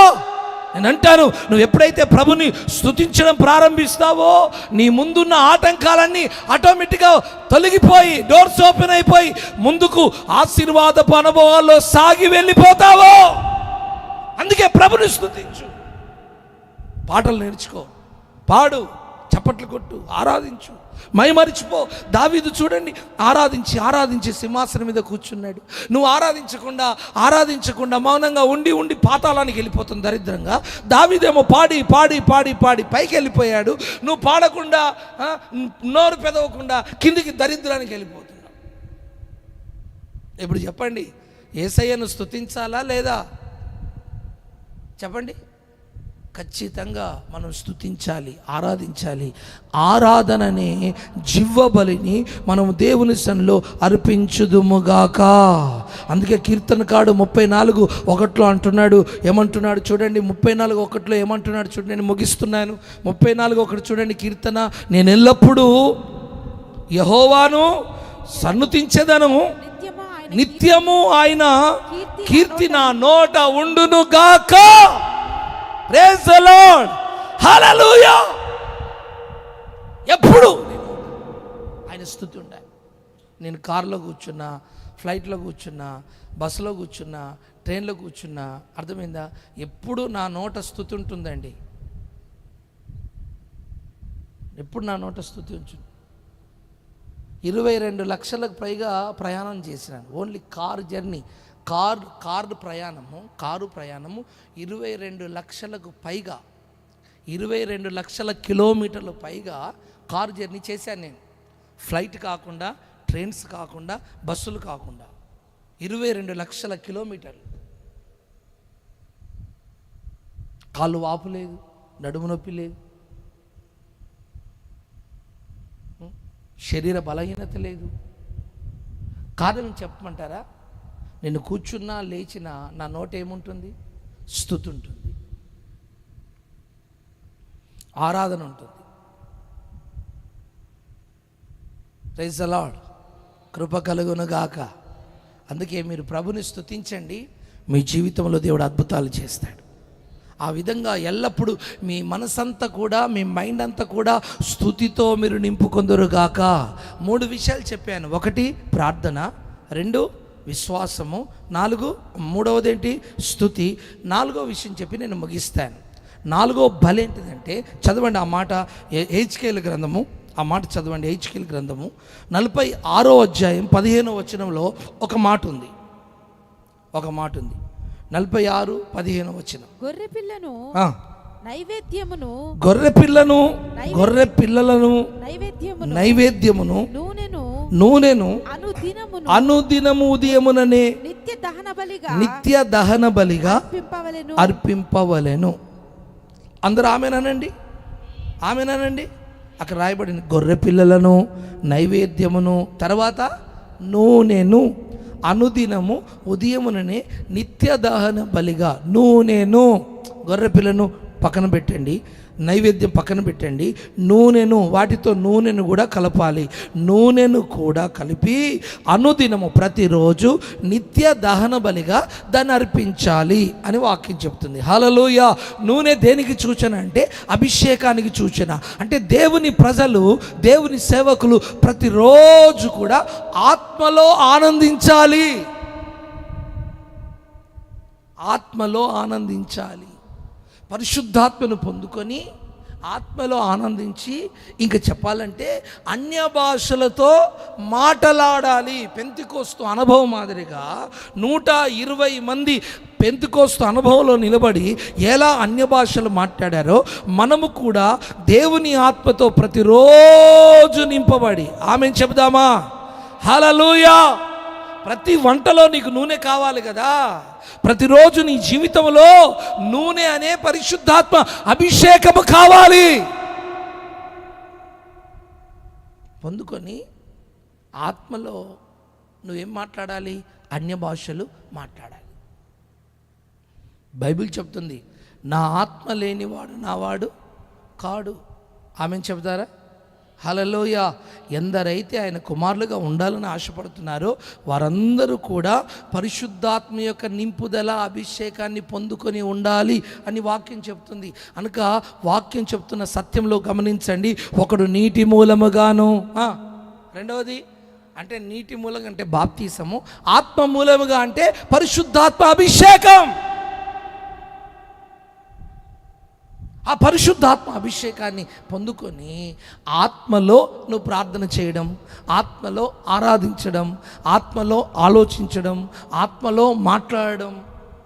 యూదా పత్రికలో ఉంది కదా, వారు ఆత్మలో, పరిశుద్ధాత్మలో ప్రార్థన చేయుచు. ఉందా పత్రికలో? యూదా పత్రికలో ఉందా? యూదా పత్రికలో ఉంది. మీరు ఏంది తల ఊపరం లేదు? యూదా పత్రికలో ఉందా? పరిశుద్ధాత్మలో మీరు ప్రార్థన చేయొచ్చు. ఉందా? నాకు డౌట్ వస్తుంది మీ అందరి మీద. తీయండి, చూడండి. ప్రియులారా ఎన్నో వచనమమ్మా? 20వ వచనం చూడండి. ప్రియులారా మీరు విశ్వసించు అతి పరిశుద్ధమైన దాని మీద మిమ్మును మీరు కట్టుకొనుచు పరిశుద్ధాత్మలో ప్రార్థన చేయి. ఎందులో చేయాలమ్మా? అమ్మా మీరు అందరు నన్ను చూడండి అమ్మా. నేను ముగిస్తున్నా అమ్మా. అయ్యా, ఎందులో ప్రార్థన చేయాలట? అంటే జనరల్ భోగి వేరు, స్పెషల్ భోగి వేరు. జనరల్ ప్రార్థన వేరు, పరిశుద్ధాత్మలో చేసే ప్రార్థన వేరు. అందుకే రైట్ కంపార్ట్మెంట్ చూడండి, కోచ్లు చూడండి, A1, A2, A3, B1, B2, తర్వాత SL అని ఉంటాయి కదా. అంటే చూడండి, A1 నుంచి అవన్నీ కూడా క్వాలిటీ ఏమైపోతాయి? తగ్గుతూ వెళ్ళిపోతాయి. A1కి వచ్చేసరికి బెటర్ క్వాలిటీ. దానికి పోలీస్ అయిన ఉంటాడు, ఒక గన్ మ్యాన్ ఉంటాడు, ఒక సెక్యూరిటీ ఉంటాడు, ఒక ప్రత్యేకమైన గది ఉంటుంది, ప్రత్యేకమైన దుప్పటి ఉంటుంది, ప్రత్యేకమైన వస్త్రం ఉంటుంది, ప్రత్యేకమైన ఏర్పాట్లు ఉంటాయి, ప్రత్యేకమైన బెల్ ఉంటుంది దాంట్లో. అర్థమైందా? 24 గంటలు ఎప్పుడైనా సెక్యూరిటీ, పోలీసు అందుబాటులో ఉంటారు. మిగతా వాటికి ఉంటారంటే ఉండరు. కారణం ఏంటంటే అవన్నీ జనరల్. నీ జీవితము ఫస్ట్ క్లాస్ మాదిరిగా ఉండాలంటే ఇదిగో నువ్వు పరిశుద్ధాత్మ చేత నువ్వు నింపబడుదువుగాక. నువ్వు పరిశుద్ధాత్మతో ఎప్పుడైతే నింపబడి పరిశుద్ధాత్మలో నువ్వు ప్రార్థన చేస్తావో ఆ ప్రార్థనను అడ్డగించే శక్తి ప్రపంచములో ఎక్కడా లేదు. హల్లెలూయా. మధ్యాకాశములోను దురాత్మ శక్తులు కూడా పరిశుద్ధాత్మతో అగ్నితో చేసే ప్రార్థనను అడ్డగించడానికి ప్రయత్నం చేసిన ఆత్మశక్తితో ఆ ప్రార్థన పరలోకానికి వెళ్తుంది గనక అడ్డగించే ఆత్మలన్నీ కూడా తొలగిపోయి ఆకాశం తొలగిపోయి నేరుగా దేవుని సింహాసనం వద్దకు చేరే ప్రార్థన పరిశుద్ధాత్మలో చేసే ప్రార్థన. మధ్యాకాశంలో ఏమున్నాయి అనుకుంటున్నారు? శాటిలైట్ ఉందనుకుంటున్నారా? మధ్యాకాశంలో దురాత్మల సమూహం ఉంది. అవి రేపో మాపో కిందికి రాబోతున్నాయి. రేపో మాపో కిందికి వస్తాయి. అవన్నీ రాబోతున్నాయి, రెడీ అవుతున్నాయి. అవన్నీ కింద ఉన్న ప్రజలను వారి రక్తం తాగడానికి, వారిని చంపడానికి, కరువు చేత, దాహము చేత, ఖడ్గము చేత వారిని హతమార్చడానికి మధ్యాకాశంలో ఉన్న దయ్యాలన్నీ కిందికి రాబోతున్నాయి. అవి రాకముందే మనమందరము మధ్యాకాశంలో విందుకు వెళ్ళిపోదుము గాక. మనం అక్కడికి వెళ్ళిపోతాం, అవి ఇక్కడికి. మనం అక్కడికి ట్రాన్స్ఫర్, అవి ఇక్కడికి ట్రాన్స్ఫర్. మనం అక్కడ ట్రాన్స్ఫర్ అయిపోతాము, అవేమో ఇక్కడ ట్రాన్స్ఫర్ అయిపోతాయి. అలా పైకి వెళ్ళిపోవాలంటే ఆ పరిశుద్ధాత్మ నింపుదల, నీటి బాప్తిసముతో పాటు ఆత్మ బాప్తిసము కూడా మనం పొందుకొందుముగాక. దయచేసి అందరం లేచి నిలబడదామా? లేచి నిలబడిన మీరు అందరూ అలానే కళ్ళు మూయండి.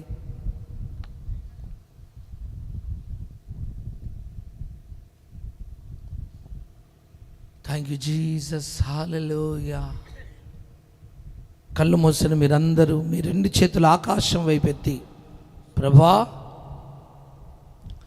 ఆనంద దేశముగా పిలబడే మా జీవితం, లేక మా సంఘం, మా కుటుంబం దేవుని మందిరముగా కట్టబడి ఉన్న మమ్మలను దుష్టుడు పడుదోయాలనే ఆలోచనతో వాడు ఉన్నాడు.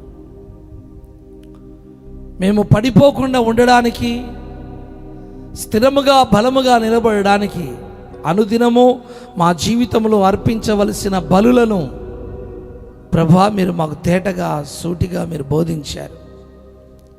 ప్రార్థన అనే బలి, విశ్వాసము యాగము అనే బలి,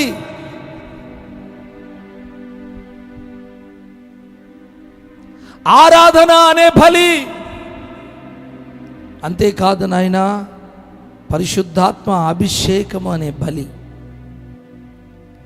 ఈ బలులను నిత్యము మేము అర్పించుదుము గాక.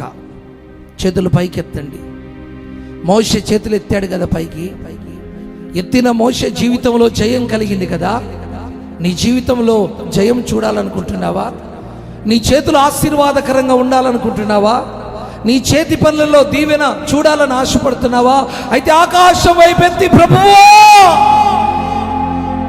నాకు సహాయం చేయి. నిత్యము ప్రభా నేను అర్పించవలసిన బలులు, ప్రార్థన అనే బలిని నేను అర్పిస్తాను, ఆరాధన అనే బలిని అర్పిస్తాను, విశ్వాస యాగం అనే బలిని అర్పిస్తాను, అభిషేకం ఆత్మతో నింపబడే బలిని నేను అర్పిస్తాను. ప్రభువా, నేను నిత్యము బలులు అర్పించే కృప నాకు దయచేయండి.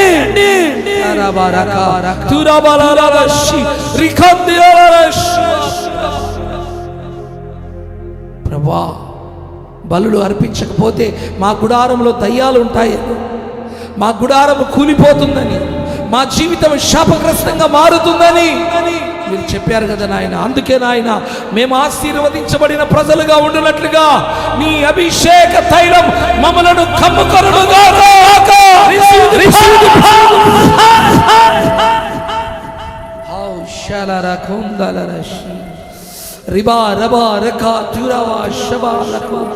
జయపు శక్తులు కదులుతున్నాయి, చీకటి శక్తులు కదులుతున్నాయి, దరిద్రపు శక్తులు కదులుతున్నాయి, క్యాన్సర్ శక్తులు కదులుతున్నాయి, అప్పుల శక్తులు కదులుతున్నాయి. ఇదిగో అవి పారిపోవుగాక.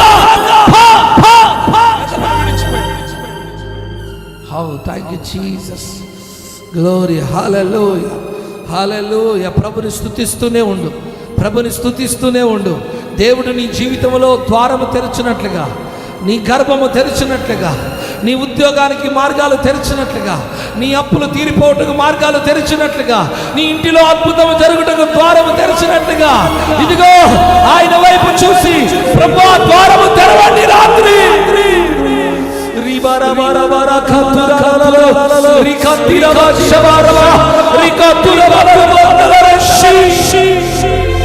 అగ్ని మండనివ్వండి నాయన, అగ్ని మండనివ్వండి నాయన.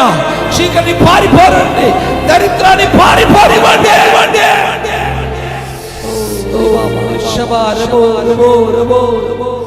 Thank you Jesus, thank you Jesus, thank you Jesus, thank you Jesus, thank you Jesus. Hallelujah, hallelujah. దేవుని శక్తి తాకనివ్వండి, దేవుని మహిమ మిమ్మల్ని తాకనివ్వండి, అభిషేకం తాకనివ్వండి, ఆశీర్వాదం తాకనివ్వండి, క్షేమము తాకనివ్వండి, దీవెన తాకనివ్వండి. ఇప్పుడే ఇప్పుడే దేవుని శక్తి నిన్ను కమ్ముకొనుగాక, కమ్ముకొనుగాక, కమ్ముకొనుగాక, కమ్ముకొనుగాక. షందరబా తురక షందలరకు తిరబా రిమందలరషి. హల్లెలూయా, హల్లెలూయా. దేవుని సన్నిధి ఒక్కొక్కరిని ఆవరించడం నేను చూస్తున్నాను. ఆయన మేఘం ఆవరించడం చూస్తున్నాను. ఆయన ముఖ కాంతి చూడడము, దర్శనము చూడ నేను గమనిస్తున్నాను. ఇప్పుడే ఇప్పుడే ఇప్పుడే ఇప్పుడే ప్రతి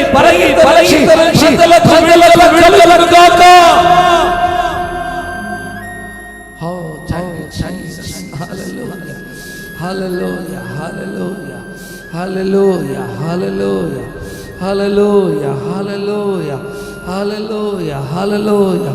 స్తోత్రమయ్యా, స్తోత్రమయ్యా, స్తోత్రమయ్యా, స్తోత్రమయ్యా, స్తోత్రమయ్యా, స్తోత్రమయ్యా, స్తోత్రమయ్యా. అందరూ ప్రభుని స్తుతించండి, మౌనంగా ఉండకండి, సోమరులుగా ఉండకండి. దరిద్రం, శాపం ఇప్పుడు పారిపోవాలి, నీ గుడారము దీవించబడాలి, దైవికమైన అభిషేకము నిన్ను కమ్ముకోవాలి, ప్రార్థనాత్మ నిన్ను ఆవరించాలి. నువ్వు ఇంటికి వెళ్ళేసరికి అద్భుతము జరుగునుగాక.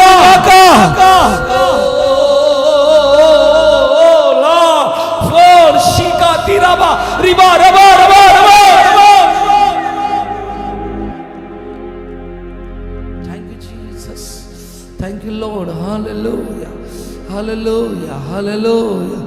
కరువులోన, కష్టాలలోన, లేమిలోన, సమృద్ధిలోన, స్తుతియాగము నీకే చెల్లింతును,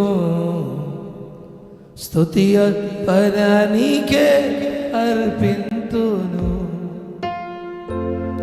స్తోత్రమయానా యేసయ్యా, స్తుతులు నీకే చెల్లింతును. స్తోత్రమయానా యేసయ్యా, స్తుతులు నీకే చెల్లింతును. అధిక స్తోత్రం నందాదగినవాడ, అధిక స్తోత్రము కినవాడ, స్తోత్రమయానా యేసయ్యా, స్తుతులు నీకే చెల్లించు. చప్పలు కొడదాం, గ్లోరీ. గట్టిగా చప్పలు, గట్టిగా కొట్టు.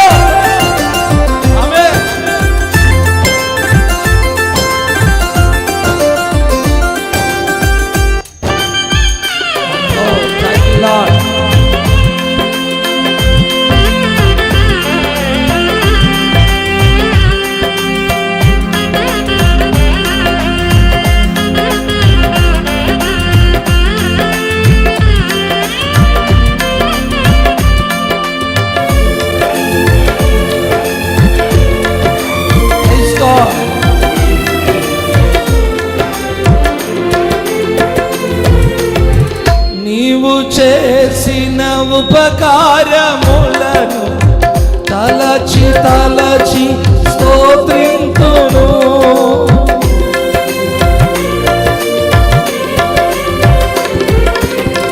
నీవు చేసి ఉపకారములను తలచి తలచి స్తోత్రింతును. సజీవ యాగము సమర్పింతును.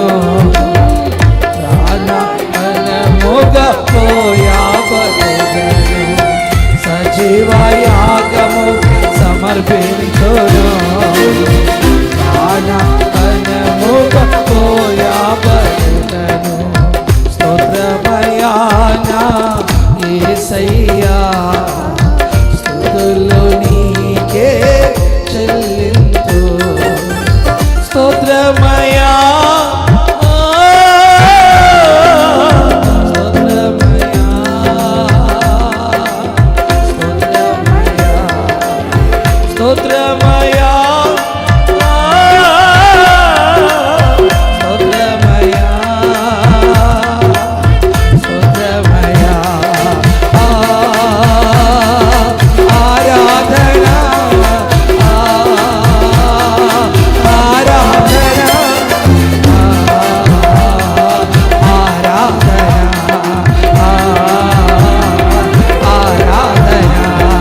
యేసయ్యా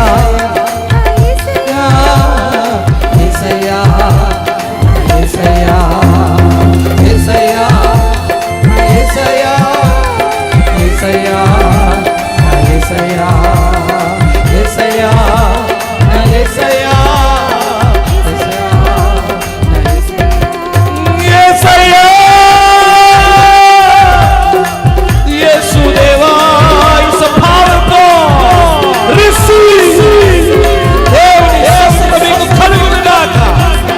దేవుని ఆశీర్వాదం మీకు కలుగును గాక. మూయబడిన ప్రతి ద్వారము తెరవబడును గాక. Receive the power.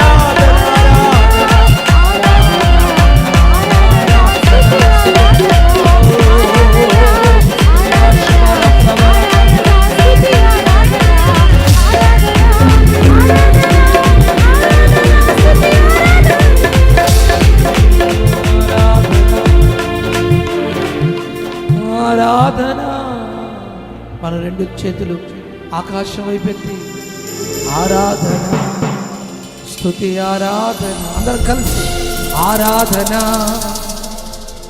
స్తుతి ఆరాధన. మీ స్వరం దేవునికి వినిపించున్నాడు.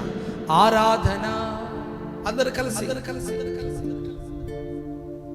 అందరు కలిసి ఆరాధన, స్తుతి ఆరాధన, ఆరాధన, స్తుతి ఆరాధన. అందరూ కలిసి పాడదామా? ఆరాధన, స్తుతి ఆరాధన, ఆరాధన, స్తుతి ఆరాధన.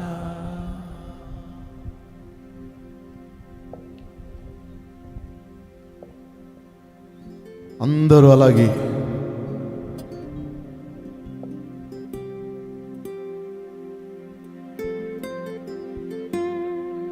అందరూ దేవుని సన్నిధిలో కళ్ళు మూయండి, ప్రార్థన చేసుకుందాం. ఈ చివరి ఆఖరి దినమున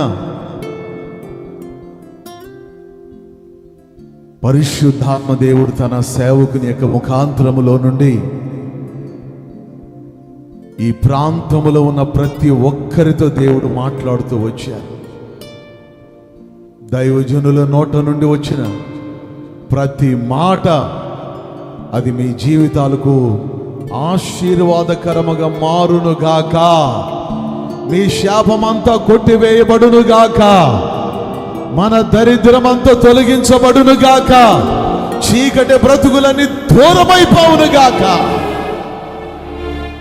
దేవుని సేవకుల అపోస్తుల నోట నుండి వచ్చిన ప్రతి మాట ఈ దినము మొదలుకొని నీ కుటుంబానికి, మీ సంఘానికి, మీ గ్రామాలకు, మీ పట్టణాలకు నీ ద్వారా ఒక గొప్ప దేవుని కార్యము జరుగునుగాక. ప్రార్థన చేసుకుందాం.